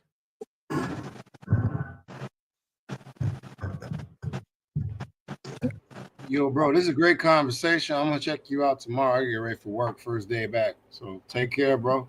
All right, my boy, go ahead, man. Good night, man. Go ahead. Yeah, teach them kiddos in the morning, my boy. Salute. Hey, man, give us something, man. Give us something before you get up. Oh, damn, I was gonna tell them, give us something before you get off the panel, man. So this thing said, are you more spiritual or more religious? I'm more neither.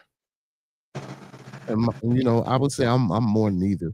But if I had to lean towards one, I would say spiritual. Part two of my question. He said, y'all think part two of my question. Y'all think it was a deal per se or something else? What do you mean a deal, Jordan? I think I know what he's talking about. A deal between the aliens and humans on our lives on this planet, like this planet is a farm or something. He got to be leaning towards that, because I saw a movie called Jupiter Ascending, and it talked about our planet being a farm, and like we was to be harvested, and intergalactic corporations is fighting over supremacy of this planet, but the Star Girl is like I guess a descendant or like a reincarnated being of one of the aliens and shit. It was crazy, man. But like the whole premise of the whole movie is Earth is really like a harvest station, like for corporate aliens shit. But I don't know what he's talking about, I think I get the gist of what he's saying, but like maybe it's a pact between nations and shit. Yeah, he's saying you're right. He's saying that's what he's talking about. He said you're right. Okay, cool. Like that's leaning towards conspiracy. So for me, so Brother Anthony Shine said, y'all know that there's a Negro Bible that was published. Now that I didn't know, but and the slave Bible too. They have the slave Bible too. So unless it's the same one, they changed the name. So I'm not sure, but I know I saw the slave Bible though.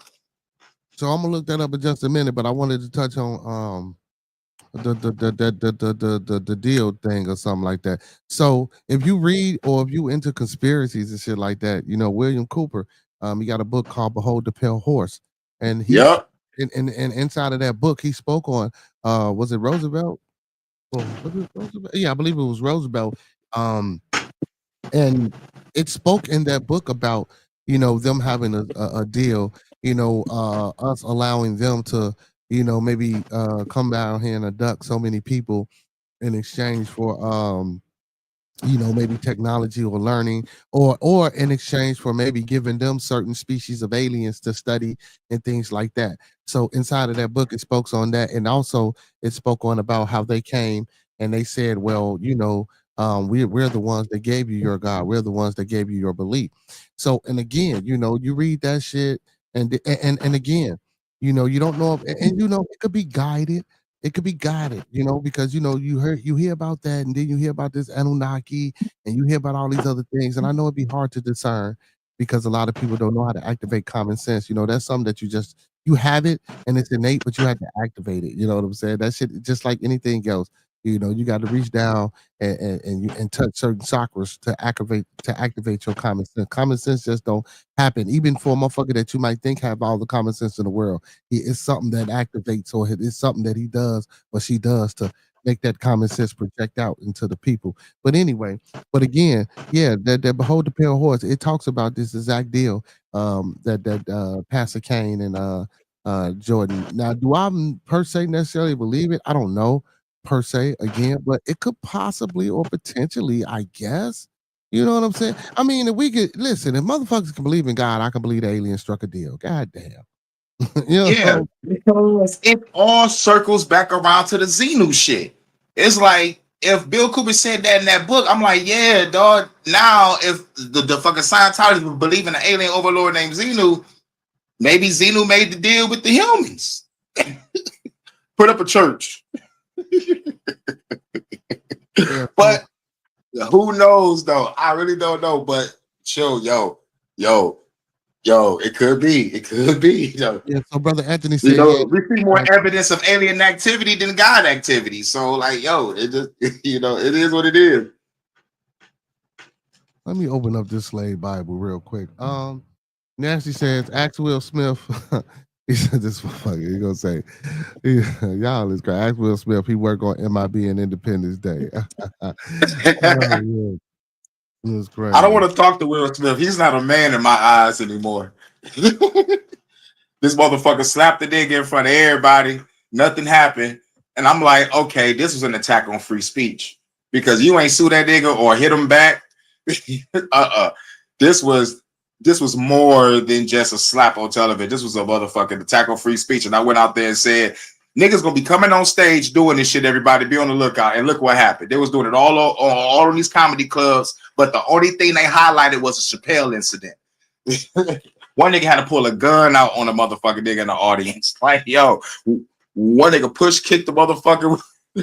One bitch got hit with a guitar trying to come up on stage. It was crazy. It was crazy. Well, this damn slave Bible just read like a regular Bible. It read like a regular Bible, so it ain't shit but a regular. It ain't no different. It probably got a few different shits in there, but it read like a regular Bible. Big Stack says, I'm spiritual. I believe what you put into this world, you get back. He said, I believe you can manifest future. Oh, yeah. Check out the Negro Bible, because like that's what we haven't seen. You looked at the slave Bible, but like I think he said the Negro Bible, because I never seen that. So this is the Negro. Yeah, let me see. It's the same book. It's the same book. Yeah, he said it's the same book. Oh, okay, cool. I thought I was tripping. I'm high because I'm the most high. Give it to God. And then what's crazy is when I typed in the Negro Bible, they gave me the KJV. Ain't that so? I don't know.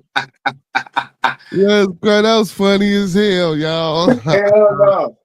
Yeah, nigga, this is a Negro Bible, nigga, because we use this to enslave y'all motherfuckers. Yeah, this the Negro. yeah. They gave me the KJV like a motherfucker, man. Oh, Nasty say, what Nasty? He said they supposed the recordings of Babylonian gods came here and took the kids also. What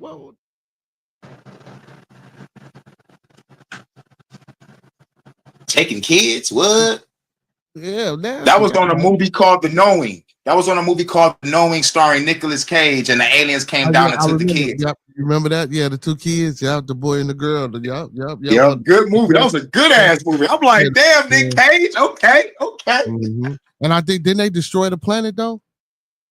Yep. They destroyed the planet. And they was going, and I guess they was gonna use them to repopulate or do some other shit. But you know, the Anunnaki talked about it depends on who perception and understanding and decipherment you go by.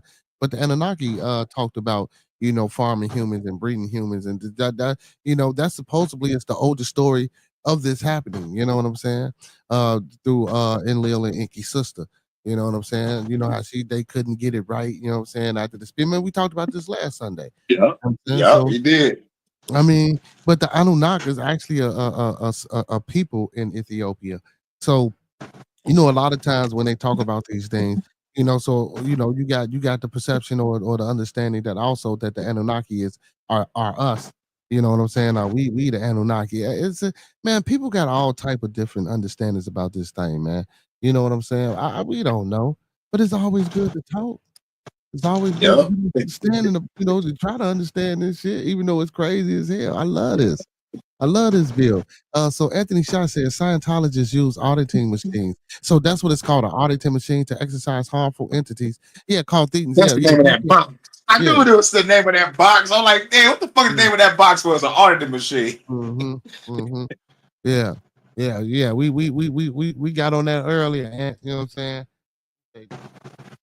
The audits are bad. Audits are bad in any way, shape, or form. Like, yeah, because you know, I thought I don't want to get audited. No one wants to get audited in real life. But this is like, yo, this is a good audit. We auditing your brain cells. Yeah. What you say? Jordan says Will Smith was always corny to me. And he let Gina's husband violate him and took his manhood, shaking my head. I don't listen. We don't know if that was true. I don't know. That was true. It was true. God damn, Hurricane. Entanglement with August. That's true. I mean, you know, well, the entanglement, she admitted to it, but you know, there's no actual proof or pictures or photos or anything of the alleged, because they watched it in their bedroom. You know, of the alleged so-called allegedly. Yeah, you know, allegedly. They try to get sued. Alleged activities, you know what I'm saying? So we're not gonna say that. But I don't know if it was a ritual or sacrifice or if that shit was playing the stage. I think it was playing the stage too, because even in the stand-up that Chris Rock came with, he was like, Will Smith is way bigger than me. Now, we all know that too, because if I go slap him off, I'm sorry, y'all. I digress. If I was ever to be in a situation where I would have to put my hands on someone, or I was encouraged or invoked in the manner that Will Smith was when he walked upon the stage and he proceeded to put his hands and assault Chris Rock, you know what I'm saying? If I was that size, and you know, I don't want to put that because I'm gonna have to pause that. I would have picked up that podium and launched it at him, or swung it, or did a drop kick, or did a fucking gore spear or something. Man, I was a little nigga playing football, flexing niggas way bigger than me. That motherfucker gonna get it. He catching one that night. That's why I say, dude, that's why I believe that the slap was staged. I don't think that was, you know what I'm saying? Come on, man. It had to be staged. Yeah, because of the aftermath. It was like on the common sense level, he didn't get sued, he didn't get arrested. All right, so yeah, like this was staged to motherfucking, you know, like attack motherfuckers that's being free with the free speech on the comedy tip. You know, it just like caused a whole bunch of drama. It's like a whole bunch of niggas had confidence after that for some reason. And it showed a lot of people true colors. I'm like, comedians are doing these award shows because they're fucking boring. They need a comedian to motherfucker be a host and make motherfuckers laugh, because everybody's really circle jerking each other. Pause. Well, you know, those awards though, I ain't never really watched those awards anyway. I used to watch awards like a motherfucker because I was a movie buff as a kid. Thanks to Forrest Gump. Yes, Forrest Gump made me love movies. You know, because it was, you know, like, you know, because I used to watch motherfucking action all the time, action and comedy and Disney. But like when I saw Forrest Gump, I'm like, man, this is a great coming of age story, great cinematography, great acting. Great message. And plus, I cried. If no one teared up when he was at that grave, you're not fucking human. But Jenny was a whore. Jenny was a fucking whore. I love you, Jenny. Hey, so Nancy say stage is what I thought because no one person did anything. They just sat back like it was a set. That's what I'm saying. You know, so I don't think that was a thing of Will Smith honestly taking up for his wife or displaying his manhood or trying to embarrass himself. I just think that was staged, man. I really do think that whole fucking that shit was staged. And the video came out when he was where like he was rehearsing the slap and shit. I don't know like what he was rehearsing the shit for, but like it looked like he was rehearsing the slap. I'm like, what the fuck? Why am I seeing it? He was rehearsing the shit. Will dropping an album. Damn, Will dropping another album. Wow. Yeah, no, that shit was garbage. That shit was garbage. I heard it. I think I did a review on it.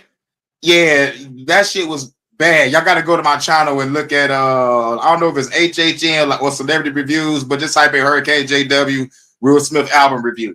That shit was garbage. I had to stomach through it. But oh my god. Oh my god. That bad? I'm all right.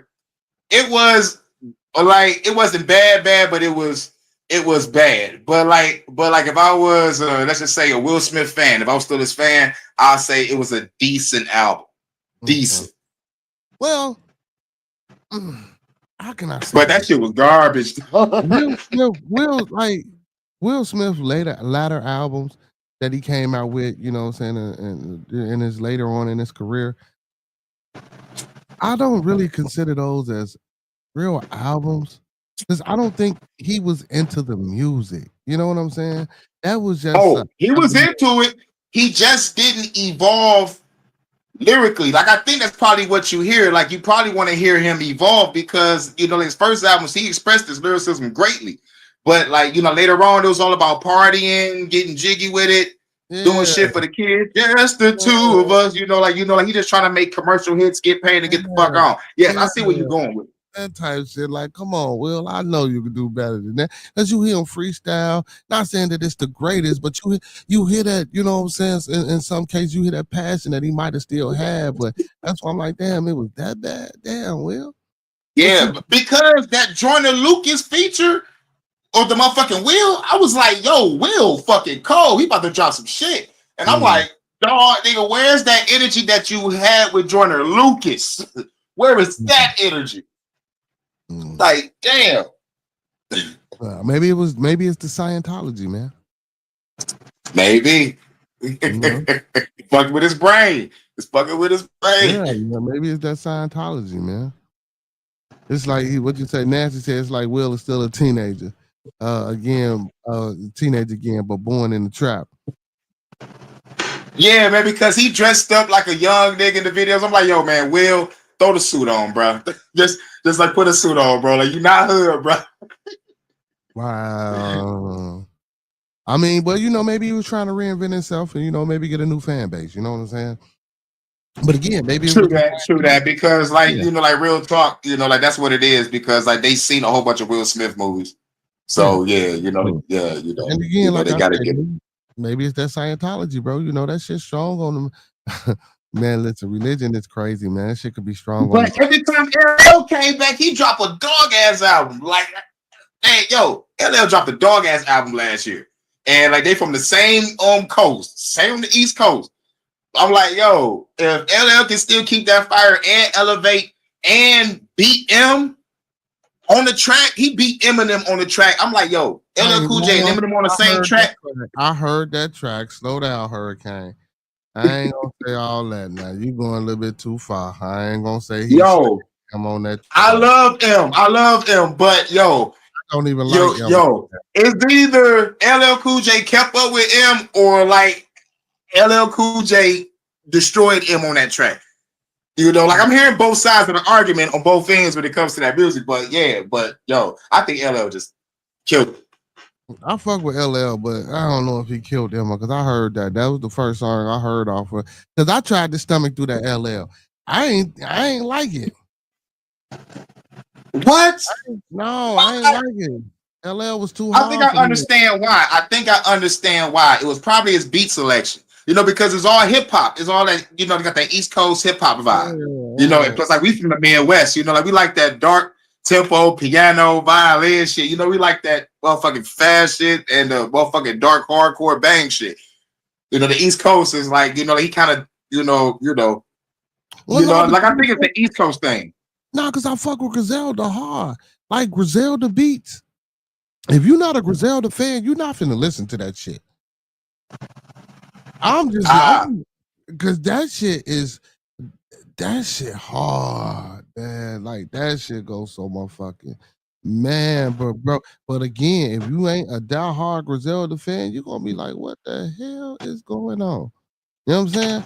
So yeah, the beat selection true, but I just think he was a little bit too hard. It wasn't don't get me wrong, and I know he started off like that, but for a long period of time in his career, I'm used to the smooth LL.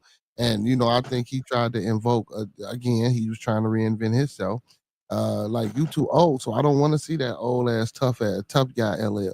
You feel me? Now, if you gonna come out, let me see you elevate from the player shit with the women to grown man shit. Like, I don't never really hear LL talking about, well, I own this and that, and I'm doing this and that, and I'm giving back this and that. Well, you want his content to change with content and dialogue and beat selection. Yes, that's crucial. That's very crucial. Yeah, because I do fuck with LL. I'm not gonna say I don't. Now, I do fuck with LL, but I don't fuck with Will Smith though. I ain't. But like Jordan said, if you listen to Will Smith album, you will know what I'm talking about. They're like, what the fuck? But I do fuck with parents don't understand Jordan and Summertime, like you said. Those is two. Hell yeah, those two was cold. Will Smith had a Rakim flow in that Summertime. I was like, oh shit, it's that Rakim flow. Oh shit. Yeah, I fuck with J. Cole too, but J. Cole a little bit too mundane for me, man. J. Cole like boring sometimes. Like, you know what I'm saying? I fuck with his music, but he's just like boring. Like, I couldn't rock a whole J. Cole album all the way through. I listened to about 6-7 songs, then I had to switch and maybe come back to him. You feel me? He ain't one of the ones that I could just rock a whole album out. You know what I'm talking about? Just me. Well, and my mind be all over the place, so it really ain't too many motherfuckers that I could do that. I used to do that with Lil Wayne and Bone and shit like that, and then Bone fell off. They got into some old extra shit. Now I stopped listening to them motherfuckers. You know there. But I fuck with J. That was after 07 with the I Tried So Hard. That's when I stopped. That was my last album that I heard from in 07. Yeah, that motherfucking I Tried. Yeah. I tried, but I couldn't. I tried and I couldn't. Yeah, I couldn't. But yeah, I like J. Cole though. J. Cole. But yeah, man, like, but back to this religion. I bet we got sidetracked, man. We was over here talking about theology, man. But theology is interesting. Theology is very interesting. But I like that, man. We can do that. He say with J. Cole as well as I get over. He said agree with J. Cole. Okay. Yeah. But I still fuck with J. Cole though. Yeah, he said agree. All right, Jordan. J. Cole got that Neighbors Think I'm Selling Dope. That's the only album I listened to front to back. I forgot the name of it, but the Neighbors Think I'm Selling Dope. That song is on there. Y'all let me know what album that is. Yeah, that was a dope album. That was a dope album. But yeah, man. But back to Scientology. So we should do a venture, man. Hey, you know how to join up and sign up for Scientology? I heard you gotta have thousands and thousands upon thousands of fucking dollars and get on a waiting list while you still pay. That's what I heard. I might be wrong though. A waiting list? But you got a waiting list. Waiting list while you're still paying. It's like some Bohemian Grove shit. Like, what the fuck? You gotta look that up. I don't know. I might be wrong, or maybe I'm mixing up two different cult groups. So it says to become involved with Scientology, one can start by attending introductory services, taking courses, or reading material available at the Church of Scientology location or online. There is no formal joining process, but rather individual decisions to engage in Scientology practice and teaching. Here's a more detailed look on how one may become. Explore introductory material, free introductory services, attend a Sunday service, or explore free introductory courses online at the Church of Scientology website. Free personality test. What the fuck?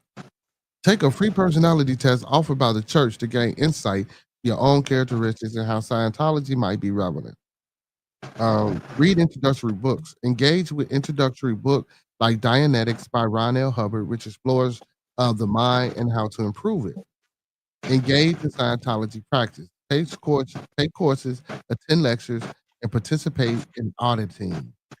Auditing is a one-on-one process where individuals explore their past and present experiences with the guidance of an auditor. It is a core component of Scientology practice. So you got to get audited, man. You got to make sure you get audited. I'm talking about if you're going to get this Scientology. Okay, here we go. Personality test. They were like, Hurricane is a revolutionary. We can't get this nigga. He might burn our fucking building down. Well, here we go. So annual AIS memberships cost $250, and lifetime membership costs $5,000 in the U.S. That's okay. I was right about the 1,000 part. I was right about the $1,000 part. So consider ethical and financial aspects. Ethical considerations. Scientology has faced criticism regarding its ethics policies and treatments of members. It is important to research these aspects and make an informed decision. Financial costs. While introductory material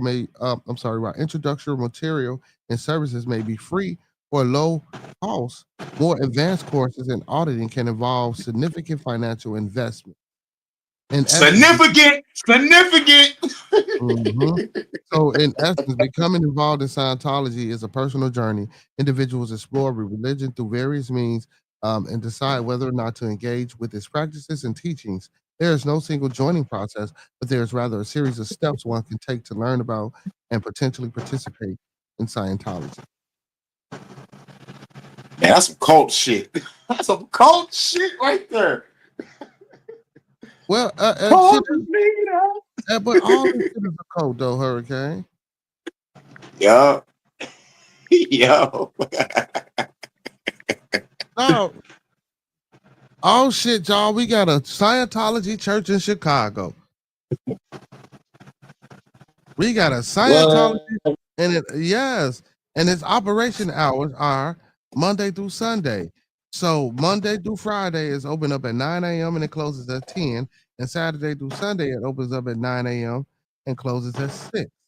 It's on 650 South Clark Street in Chicago, Illinois, 60605. I might have to go down now. They're like, you can't bring a camera in here. It's like, yo, I just want to take a picture of the building. No, you can't do that. Like, come on, man. This is a public street. And they got a number. 773-348-7788.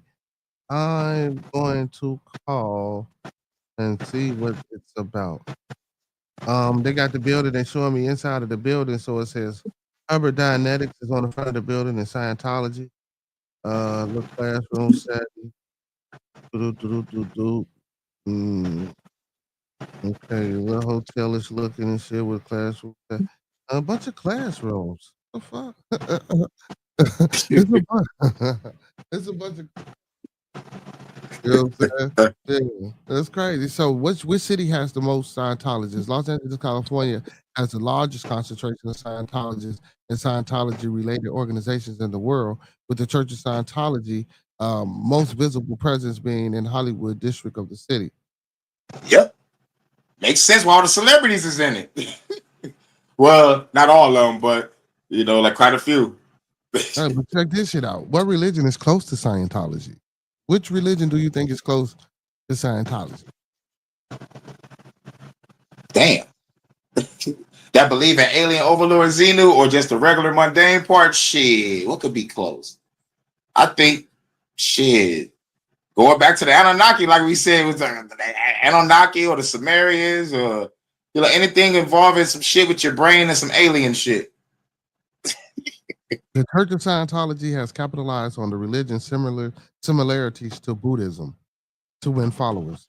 In historically Buddhist-influenced countries like Taiwan, Hubbard discussed Buddhism in an early 1952 lecture in London, speaking about the Buddhist reincarnation stories about the Christian God and other religious topics. Get the fuck out of here. Who would have fucking thought? Nigga turn Buddhist teaching into Scientology. What the fuck? how the fuck can you do that? Because the Buddha books is like it's damn near on some pure shit.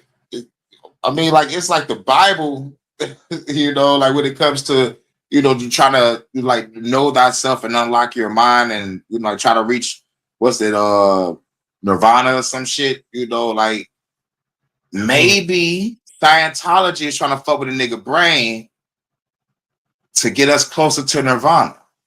Maybe. And I'm just thinking about that just like right now on some conspiracy shit. Like, because they fucking with the brain and it's very important. So, and the Buddhist teaching. So I need to go back and read Buddha and read the Scientology shit and find my connections. Like if I find some good connections, I'll make a video on it. So what are Scientologists not allowed to do?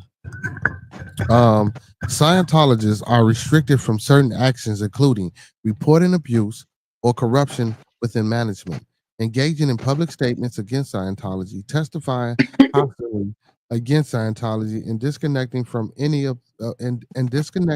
from those deemed suppressive. They are also discouraged from engaging with outside sources of information such as media and may face punishment for doing so.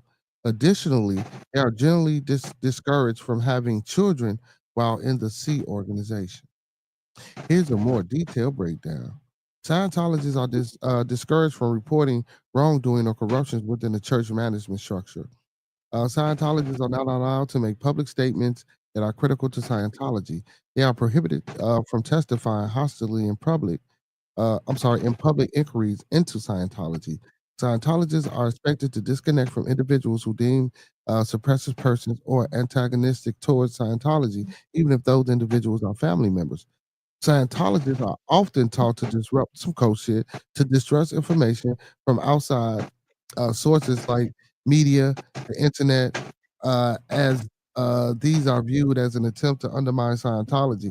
Now, when I say everything is a cult, because Christianity, Islam, and all that shit is a cult too, but guess what? They a cult that want to include other motherfuckers because they about the monetary value. See, Scientology gonna run its course because everybody in that motherfucker ain't gonna keep that money. You know what I'm saying?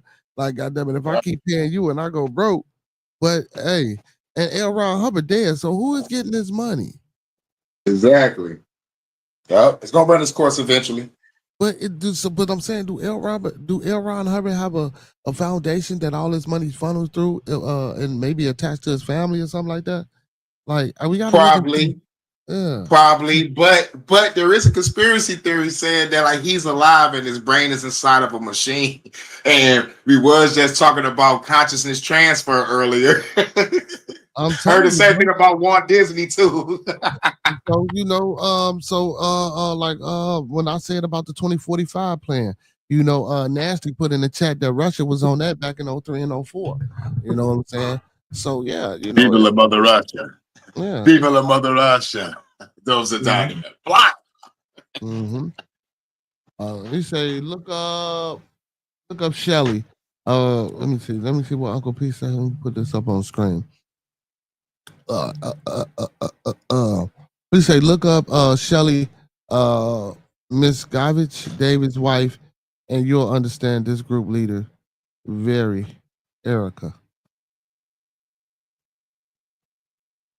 And in Cali, they do tours daily. Damn. Yep. We need that 250, y'all. We gotta get that 250. At least get paid on commission at that job, probably. Fuck that shit. Nancy said, yeah, I remember watching it on a documentary in high school about the brain transfer. Damn, they showed that in high school? What? We didn't get that in high school. So while not an absolute prohibition, God damn it, I can't even get it out. Members prohibition.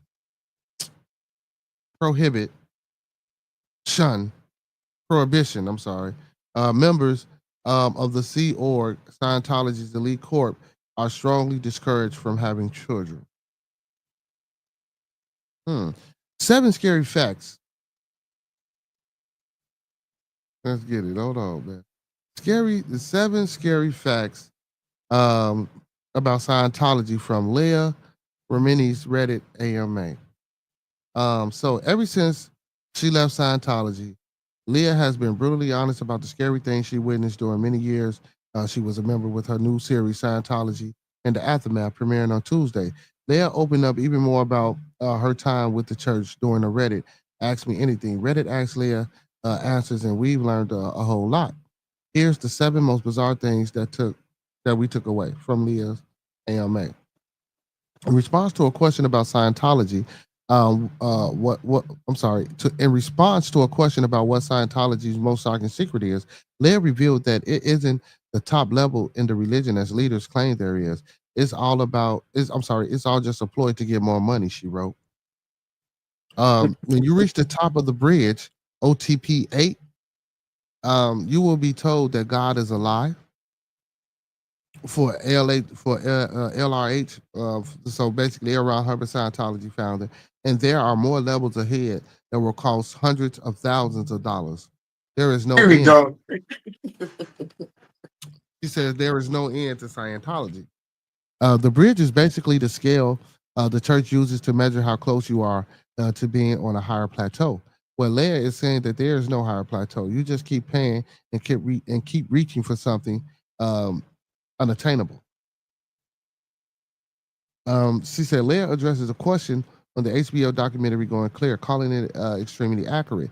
That means every time your mind was blown, and you were sure that what they were saying couldn't be true, it was all real.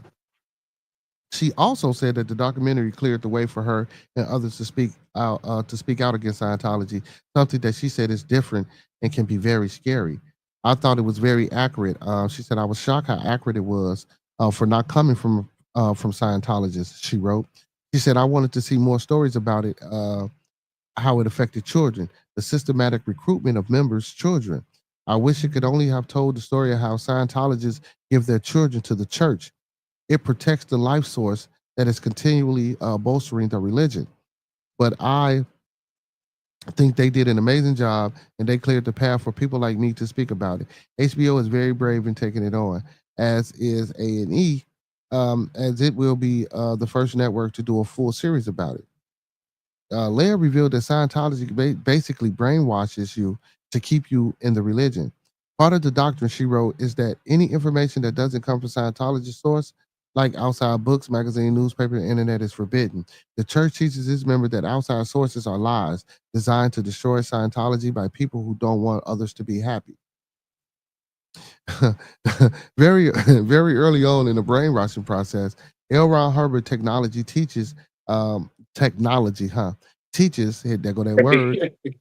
I'm just saying, teaches you that outside sources, i.e. the news, internet, books, magazines, are all lies and hell-bent on destroying something decent like Scientology. The AMA and the APA and all governments do not give Scientology its due because they have vested interest in not healing people and not helping people. And Scientology is in the business of making people better. So Scientologists are taught that their safest bet is to get their info from only true decent people and those who are Scientologists. So how do you know if you're a decent person if you're not in Scientology? Anyway, so and if they're looking to inherit, I'll just because that shit crazy. So and if you look into their internet, they read time. They will be met with punishment and at their expense. And a Scientologist, what you have to confess that you read outside materials and that will be met with punishment at your expense. But come on, man, you crazy. Like, just get the fuck up out of there. So in certain towns, though, because in this town or so if you're in a place where it's predominantly Scientology, like that place is ran by nothing but Scientologists, the lawyers, the judges, the police force, all that shit. Like even the town that she was in, that where they tried to come and get her out of, or when she tried to go back and rescue people, everybody in that town was a fucking Scientologist. So it's like you can't get around. You know what I'm saying? Not doing nothing. You know what I'm saying? Because everybody is fucking brainwashed and don't tell on you. You know what I'm saying? Like some hills have eyes type shit. You know chasing bitches down like motherfucking agents chasing Neo through the Matrix. Yeah. She was on a mission. Like, I'm gonna save these people. They were like, nigga, everybody is an agent, bitch. He went on run. No, You can't fight these motherfuckers, bro. Hey, Nancy say he was in high school, but he was just watching it at home. He ain't see it. He was in high school when he watched. Yeah. Well, because like nigga, like they probably would have fired that teacher. Like, yo, what the fuck you doing showing this? Uncle P say the leader's wife, the leader wife is missing. Let me see if I can find something about that. Word. Oh man, she's in the lake somewhere. Don't be like that, man. Shit, Scientology. Yes, we said they got a lot of people in their pockets, but they also have hitters. And you already know what that means by hitter. or what somebody said back in the day, star whackers. Pause for saying whacker. Like, God damn, you can't say nothing no more. What this shit? So yes, Michelle Shelley, the wife of Scientology leader David Miss whatever has been missing. Has not been seen publicly since 2007. Her disappearance has led to speculation and inquiries about her whereabouts and well-being. The Church of Scientology maintains that Shelley is not missing and is choosing to live a private life devoted to the church. Missing person report an LAPD investigation in 2013. Actor Liz, a former Scientologist and critic of the organization, filed a missing person report regarding Shelley with the Los Angeles Police Department. The LAPD closed the investigation, classifying the report as unfounded, and stated that they had personally met with Shelley and her attorney in 2014, found her to be alive and safe. Concerns about the LAPD investigation, however, Remy and others have raised concerns about the depth of the LAPD's investigation, citing their inability to obtain more information about the interactions with Shelley. Theories. Former high-ranking Scientologists have speculated that Shelley might be held against her will at a secretive church and spiritual technology compound in Twin Peaks, California. There are also beliefs that she could be living in a secluded location controlled by the church, possibly at the Church of Spiritual Technology Fortress in Twin Peaks, California, according to some reports. It has been noted that David has rarely been seen in the public or at church events, leading some to draw parallels to the later years of Scientology founder L. Ron Hubbard, who also became reclusive. As of 2023, the Church of Scientology has not commented on David or the wife's specific location. The situation surrounding Shelley whereabouts remain a topic of debate and concern, particularly among former Scientologists and critics of the organization. Keep going on, man. You think he did something to his wife? Hell yeah.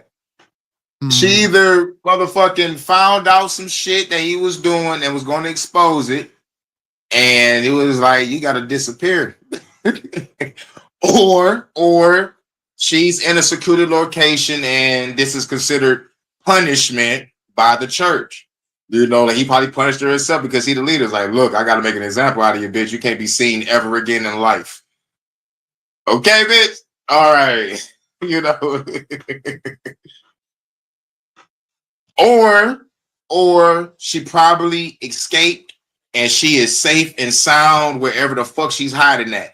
Because motherfuckers, place is fucking crazy.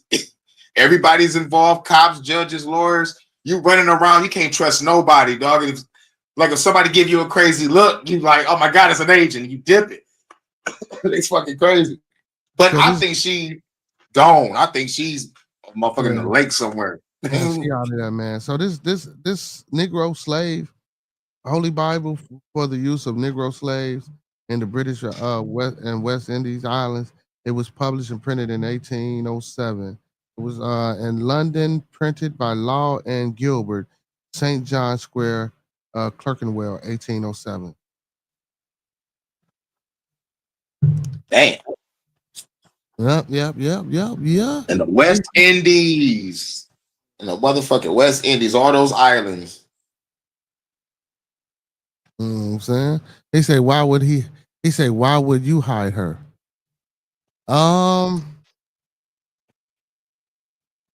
She was talking crazy and reckless. I gotta hide the bitch. Yeah. She's living like Harry Potter under the stairs now, man. She's probably under the stairs and shit. You ain't see what Nasty said? Nasty said she probably up on the Epstein Island. You a fool, man. Y'all is crazy, man. Nasty, you is a fool, man. What the hell, man? Not under. Listen, he ain't say buried on the island. He said probably under the island. God damn. Sleeping with the fishes, baby. Sleeping with the fishes. You feel? Yeah. Yeah, possible. Very possible. Very possible. And plus, like they in California, they right by the water. She gone. She gone, brother. He said after watching the Snowman movie, and knowing about what Hitler and Admiral Byrd was chasing, I just assume everyone goes underground. Snoward. Damn, she could be underground in the underground Scientology technology facility and shit, being experimented on. See, but take all your Thetan juice. Yeah, but see, but what Admiral Byrd and what Hitler was chasing, they wasn't chasing. They were trying to find connection and trying to see if they can get in good. Like them people that's over there in that hole. I'm sorry. Let me rephrase that. Let me rephrase that. Y'all gonna think I'm so allegedly. There are what man? What I do? What I do? You laugh? You can't. You good? Allegedly. So allegedly, there is a so-called, because I hate this word. Well, and I'm not gonna say hate. I just like this word sometimes when it's used in correlation to humanity or certain groups. This primitive, because we have primitive people that didn't map the celestial. You feel me? So they couldn't have been that damn primitive. You know what I'm saying? You know, right. But this primitive, and I don't want to say primitive because it's a civilization of something that may have been here or for someone else that's allegedly over there in the North and South poles, to be exact. But one of them poles you can't get to because every time you try to get there, a planes automatically crushes, but it's supposed to be a portal or a hole that they can in both ends that you can go in and enter into the center of the earth. You know yeah, the hollow earth. I remember reading about that. Hollow earth shit. Yep. Mm-hmm. So, and then again, like if the earth flat, can it be hollow? Now, you know what? That's a topic of discussion for another day. That's a topic of discussion for another day, because that'll be something to play with, man. If the earth is flat, can it be hollow? Right. So my theory will lead to the earth being a spaceship, and that's crazy. But if they're going inside of something, like maybe something opened up, like the ground opened up and it's like a spaceship or fucking a new hangar base for, for all the ships and shit that come out. You know what I'm saying? So I'm like, shit, it could be that. Well, I think I allegedly this civilization is there. And I'm not gonna say I think they there or I know they there or I believe they there. It's a possibility they could, and it's a possibility that they aren't.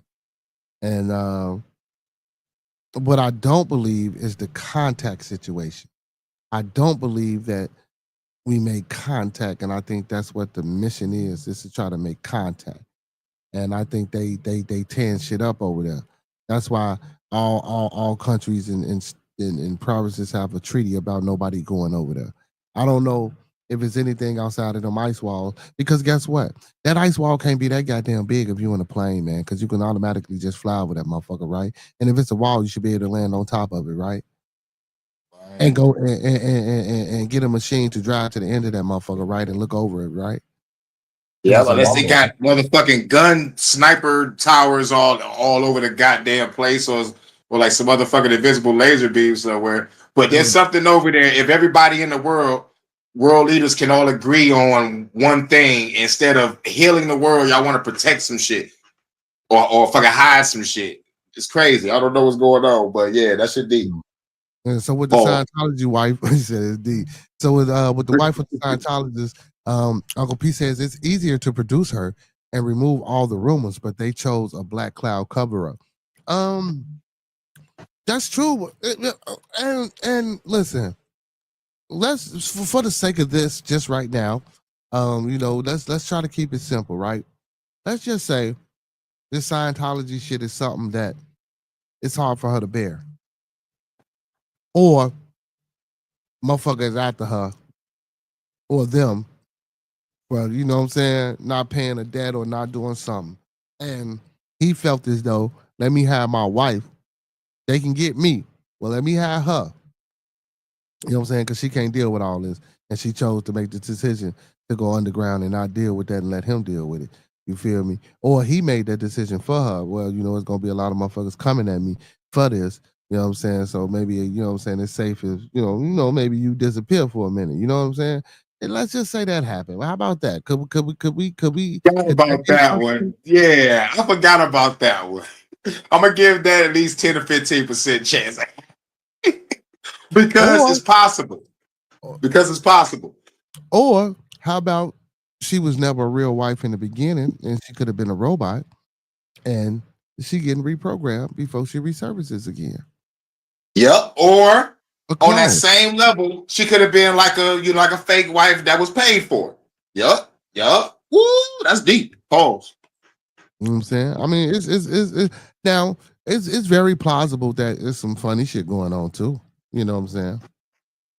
He said, yeah, that's the but it's both poles. It's the North and the South Pole. You know what I'm saying? It's the North and the South Pole. Both poles are supposed to have you know what I'm saying? Nasty. He says, but the Antarctic, what you say? I hate my screen be slow. He said, but Antarctica has a base supposedly. Military base, yeah. Listen, now we believe in aliens, goddammit. This planet is a base. Shit, what the hell? Listen. So if you listen, so let's just say Star Wars was true, right? And fucking Star Trek, right? All these planets are bases and stops in different galaxies for different beings and entities and life forms. You feel me? That's the truth. See, that's the truth of it. See, just tell the fucking truth. The truth don't hurt that goddamn much. Right.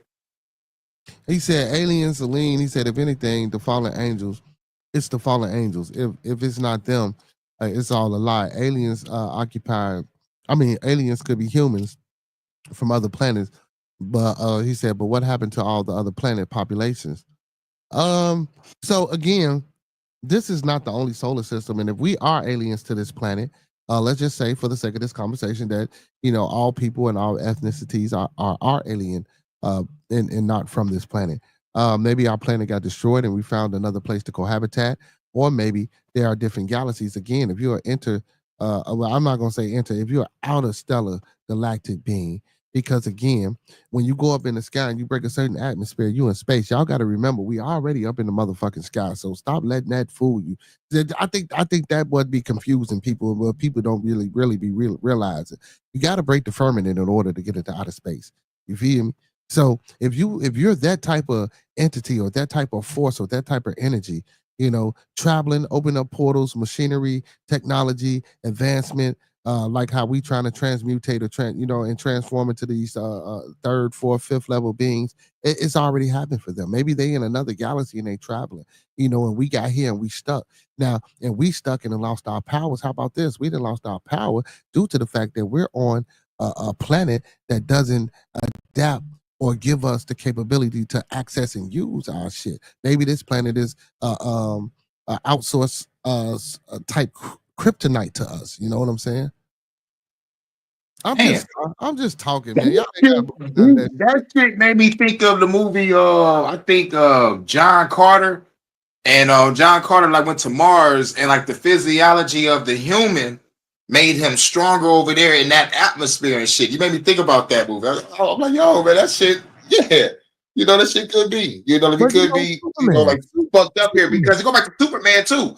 Like Superman is like a normal nigga on his planet, but over here, his physiology here, it's like, yo, this nigga's a fucking powerful motherfucker. There's been a whole bunch of other motherfucking movies that do that shit. But I forgot the names of. Mm-hmm. And again, do you want better? Spider-Man, right? Venom. What is Venom? A symbiotic, right? So symbiote. Symbiote. I'm sorry. He has to have a a host. Again, we're energy, and we're inside of a physical form. Energy doesn't goes nowhere. We inhabited physical forms. That's why people. So reincarnation ain't nothing but energy moving into something else. That's all. That's all it is. You know what I'm saying? We as humans put all that fancy shit on it to make it seem spooky or to make it seem taboo or to make it seem like, you know what I'm saying? Like Yup. it's just our story that we put on it to try to understand shit, to explain the way things that we think, we know and we don't know. You know what I'm saying? So, and that's all theology is. And theology ain't shit but the study of theology is not religion, y'all. Theology is the study of the divine, the study of the galaxy, the study of the universe, the study of the stars, the study of us. You know what I'm saying? If we look at it, theology and religion in that way, and we remove the God and we remove the fallen angels and the aliens and all this shit, and we we remove Jesus and the John, the Mark, the Matthews, the Lukes, and Johns. You know what I'm saying? We probably would get a better contextual understanding of what the fuck the book is really put here for. You know what I'm saying? And we probably would be able to tap into whatever the fuck was written down on them Dead Sea Scrolls. Matter of fact, I believe that shit is embedded in your DNA. You should be able to recall anything because energy, when energy gets into something, it's an account, man. It's all about a recall. You can recall this shit. We just don't know how. Again, The Akashic Record talk. That's that Akashic Records talk. We gotta dive inside our library and tap into our DNA. Yeah. Woo! Look up the Akashic Records, everybody. Yeah, so they saying that we can put our DNA on a computer chip now. And our DNA can be read that way. So we can put our DNA. I want to motherfucker go to that lab. I gotta see how that process works. I gotta see it. I gotta see it. I gotta see how that process works. And in order to turn AI into AGI, what is it? What's the next level of AI? Is it ASI? ASI. You know what I'm saying? This computer chip or the DNA chip that they can, or this chip that they can put our DNA on, rather. You know what I'm saying? Once they implant that inside of the AI, God damn it, that AI will transmutate into, ASI and then eventually into the last stage, So I'm just saying Transformers, y'all. Look at it. Like I know a lot of this should be movies, and I ain't trying to make it seem like we wilding the fuck out, but we wilding the fuck out if y'all believe in God and Jesus and angels and shit. Might as well believe in Xenu. I'm gonna keep it 100, man, and I ain't trying to be funny about it. No, you a fool, man. I wasn't trying to be funny. I was serious though. I'm dead ass, bro. If we can believe I feel you too, bro. I feel you. We should be able to just have an open, and I'm not saying that this shit is right, but just have an open mind about a lot of this shit. That's why I don't understand the taboo about talking about this religious thing, man. That's because people don't want to really get down and dabble into the fact that, man, this shit is not what the fuck we supposed to be doing. You know what I'm saying? And too many people will go the other way, and they don't want the people to go the other way. You know what I'm saying? And then guess what? Even with me saying what I'm saying, I could be, this shit could be, I could be trying to start a cult. Y'all don't know. I could be telling y'all to fuck that shit and not go that way because I want y'all to, give me y'all money. Shit. Hey, speaking of giving me some money, man. Hey, speaking of giving me some money, man, y'all can hit that super chat. Hit that link pinned at the top of the chat. Let me put that cash app at the bottom, man. This is good information, man. I guarantee you, half of y'all that tuned in tonight, man.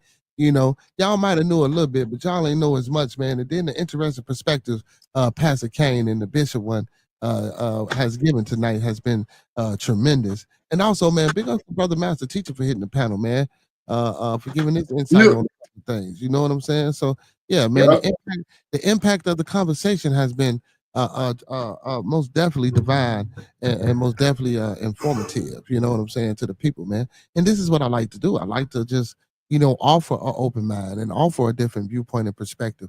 I understand that we all have different ways to download and perceive things. That's why I like going over these things together and reading these things together. And again, guess what? Just because I read it one way, you might internalize it another way. You might see it another way.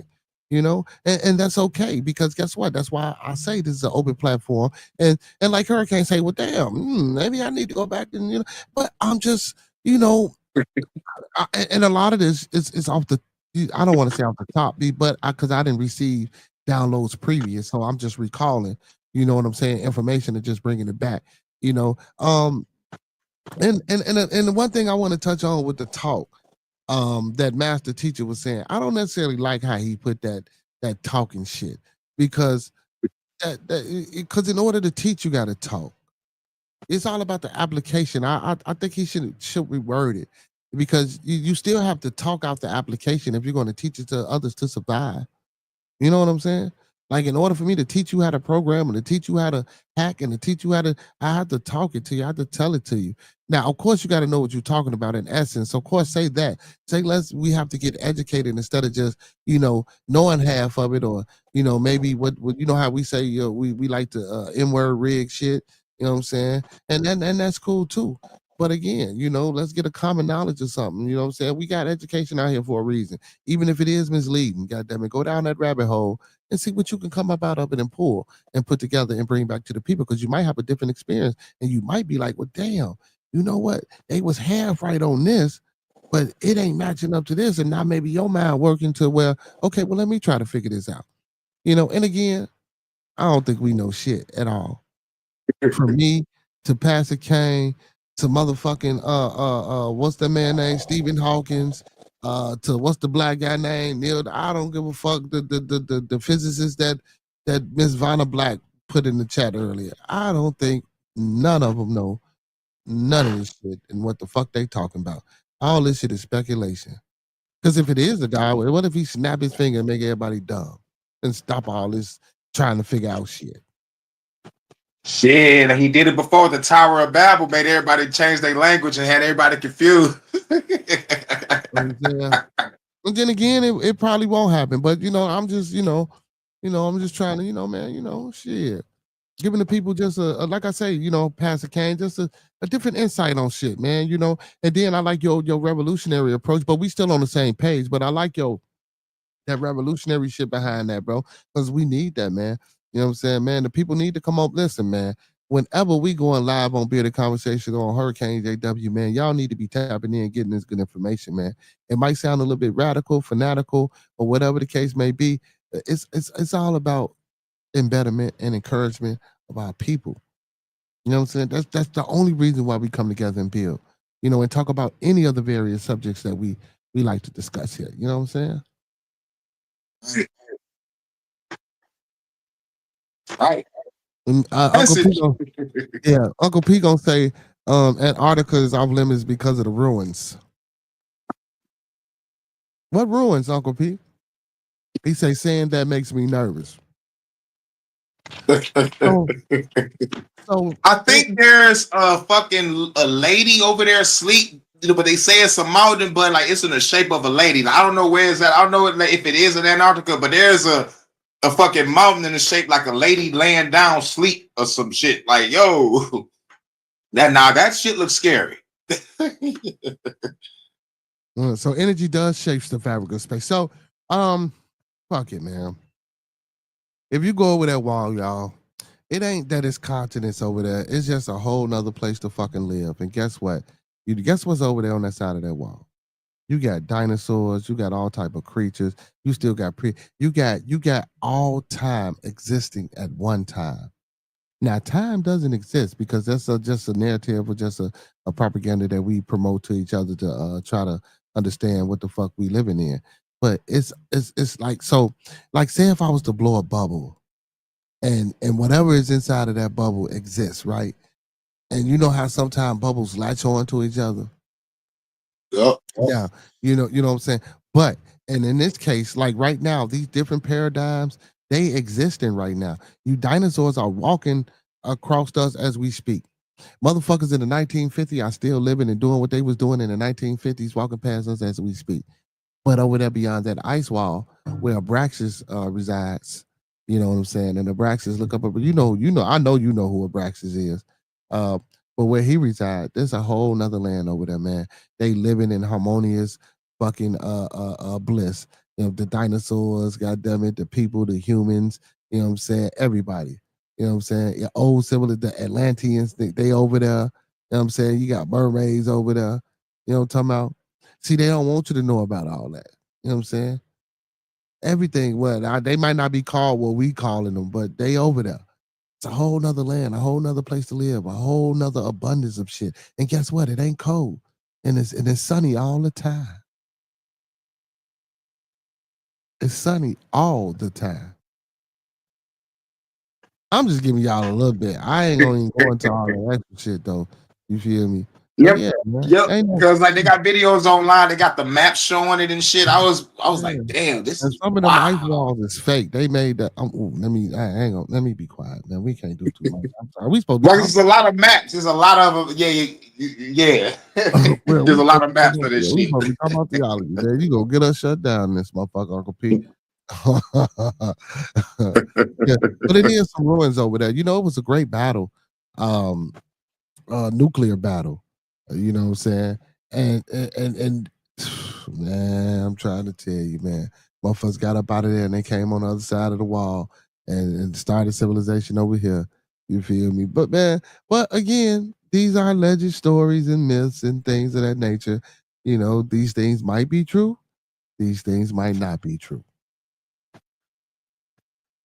Right. They ain't gonna never let us over there to find out any goddamn way, Hurricane.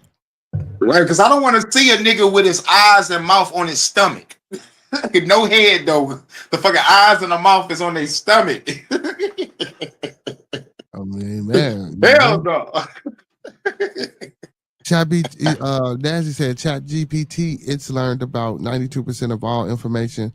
It's also talked about angels, faith, and the jinn. Yeah, the jinn in the Quran, you know what I'm saying? Yep.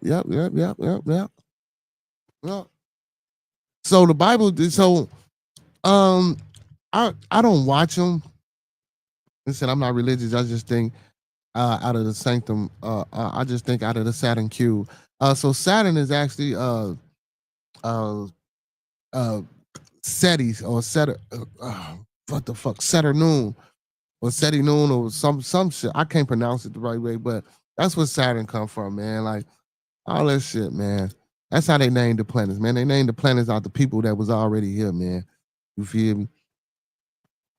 But I do think people inhabit those planets. Like I say, man, they got up out of that, man. They found something different. They found something better.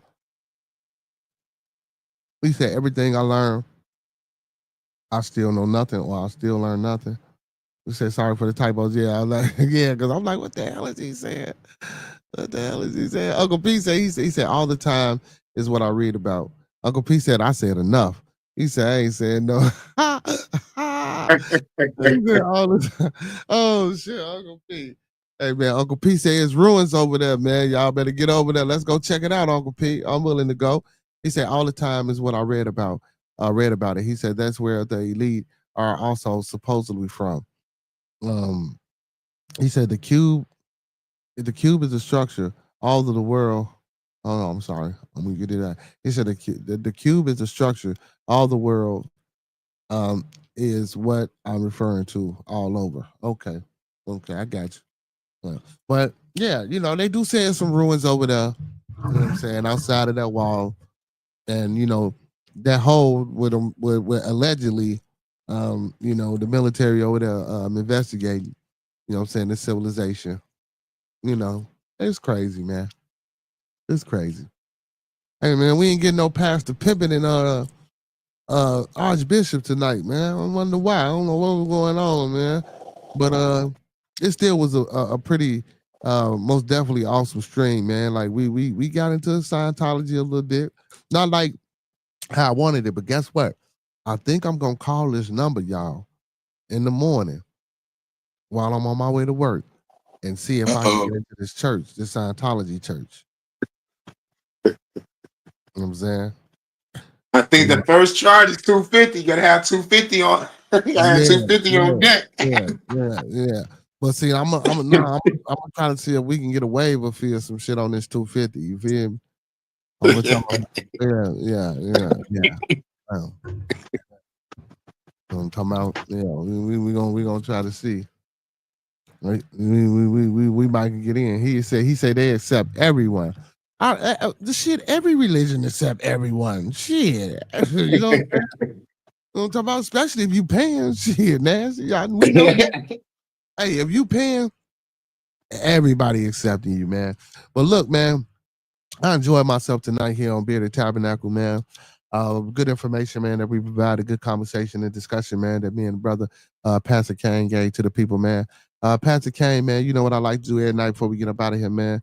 Telling people something good, a few words of encouragement, man. And telling people where to find you, brother. For sure. Oh, no, let me, it's great. Well, keep your head up, keep that bread up, keep your head on the swivel, stay aware, and protect your energy, protect your household, protect your peace, and read a book. Yep. And you can find me on Hurricane JW2 on YouTube, Hurricane JW on Facebook, and Hurricane.2029 on Instagram, and I think Hurricane JW6 on Instagram. And they got rid of my 6 TikTok. I don't know if I'm gonna make another one. I'm still thinking about it. I'm not sure. But yeah, and everybody stay up. And thank you for joining the Bearded Tabernacle. Yeah, man. Hey, Uncle P say do the test. I am. I'm telling y'all, I think I'm gonna go through the steps. If they let me in, I'm gonna let y'all know every motherfucking thing. You know what I'm saying? I'm gonna let y'all know everything. Oh, before you get up out of here, Hurricane, I was telling the people, man, that system overload, man. I need to get on that. We need to do a remix. I was telling motherfuckers, man, I say, I'm competitive. I say, man, I was gonna get on that motherfucker and make you rewrite your motherfucking verse to that bitch, man. You know what I'm saying? I got to get on that motherfucker system. Oh no, man. I ain't did nothing in a long time, man. That fast shit though. I like the fast style, so I wanna see if my if my 25-year-old self can still do it. You feel me? You know what I'm talking about? Yeah. It's all in the breathing. It's all breath control. It's like I learned this from Twister. It was like it's all in your breathing. 2, don't be afraid to stop. And 3, challenge yourself. I learned that shit from Twister. Yep. Now we want to do that. He said getting out is the issue, allegedly. Oh, so you can get in, you just can't get out of that motherfucker. Oh, nasty and fool. Hey, well, fuck it. I'm gonna be the first motherfucker to get in and out of Scientology, man. Hey, listen, man. Big ups to Master Teacher for joining the panel tonight with us, man. Tapping in. Big ups to Hurricane JW again, man. Make sure y'all tapping in with his page. Even though the pastor and the bishop didn't come in tonight, man, I know they probably tired and shit. You feel me? But big ups to them, man. Make sure y'all go tapping in with For Show TV. Also, make sure y'all go tap in with TMB with Monkey Man. And don't forget to hit up my brother Jordan Ankrum Frequency channel, man. And also Spin the Block Media with my homeboy Derek DeMoore and DJ Designs, man. Go check them out. Hey, listen, y'all, we're a family over here, man. Y'all know what it is, man. Let's keep everyone in our thoughts, our prayers, our views, and meditations. And don't forget those 5 key components of life. That's love, peace, respect, motivation, and inspiration. Whenever you come over here on this channel, whatever show we got going on, man, you can bring the kiddos, come and learn something, man, and jump in the conversation if you want. You feel me? And with that being said, man, all superheroes don't wear capes, but they still need their theme music. Hey, so to all my beautiful people and all my superheroes, and all my Beardonians, man, y'all know what time it is. What time is it, Uncle P? And we out the door, y'all.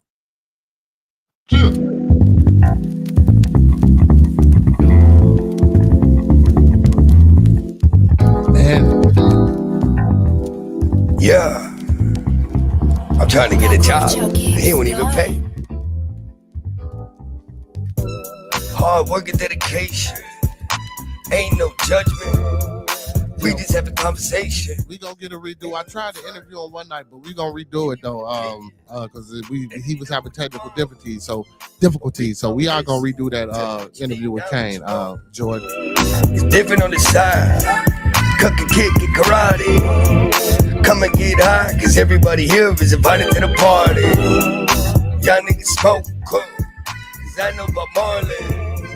Real OGs sit on the panel while waiting in the lobby. Hey, man, y'all know what it is, man. Bearded Tabernacle, we are in the building and signing out tonight, man. Listen, y'all, if y'all ever in Chicago, don't forget to patronize these 5 melanated businesses.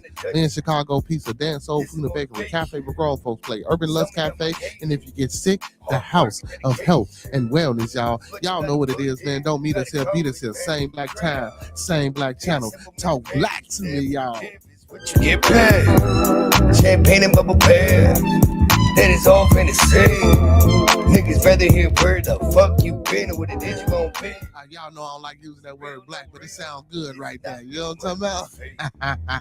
I can't say talk melanated to me, y'all. I might fuck around and just flip the script, though. Hey, man, big ups to all my moderators for being in the building tonight, man. Big ups to everybody that joined the stream, including my peekaboos, man. Make sure y'all like, comment, subscribe, and share the content, man. Hey, it's always fun and pleasure when we come over here, man. And like I tell y'all every night, without y'all, man, it wouldn't be no bearded conversation, man. Let me tell you something, man. Y'all keep me going, man.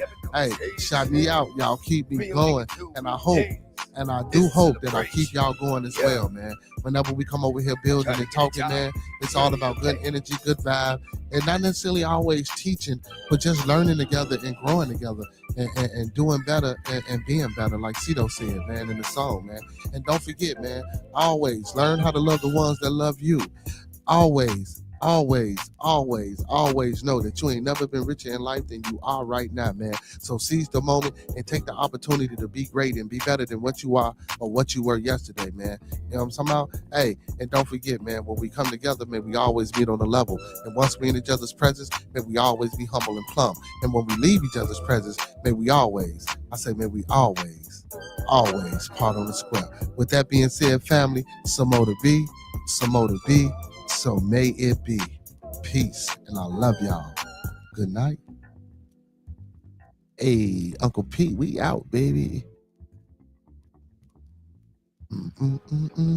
Bearded Tabernacle.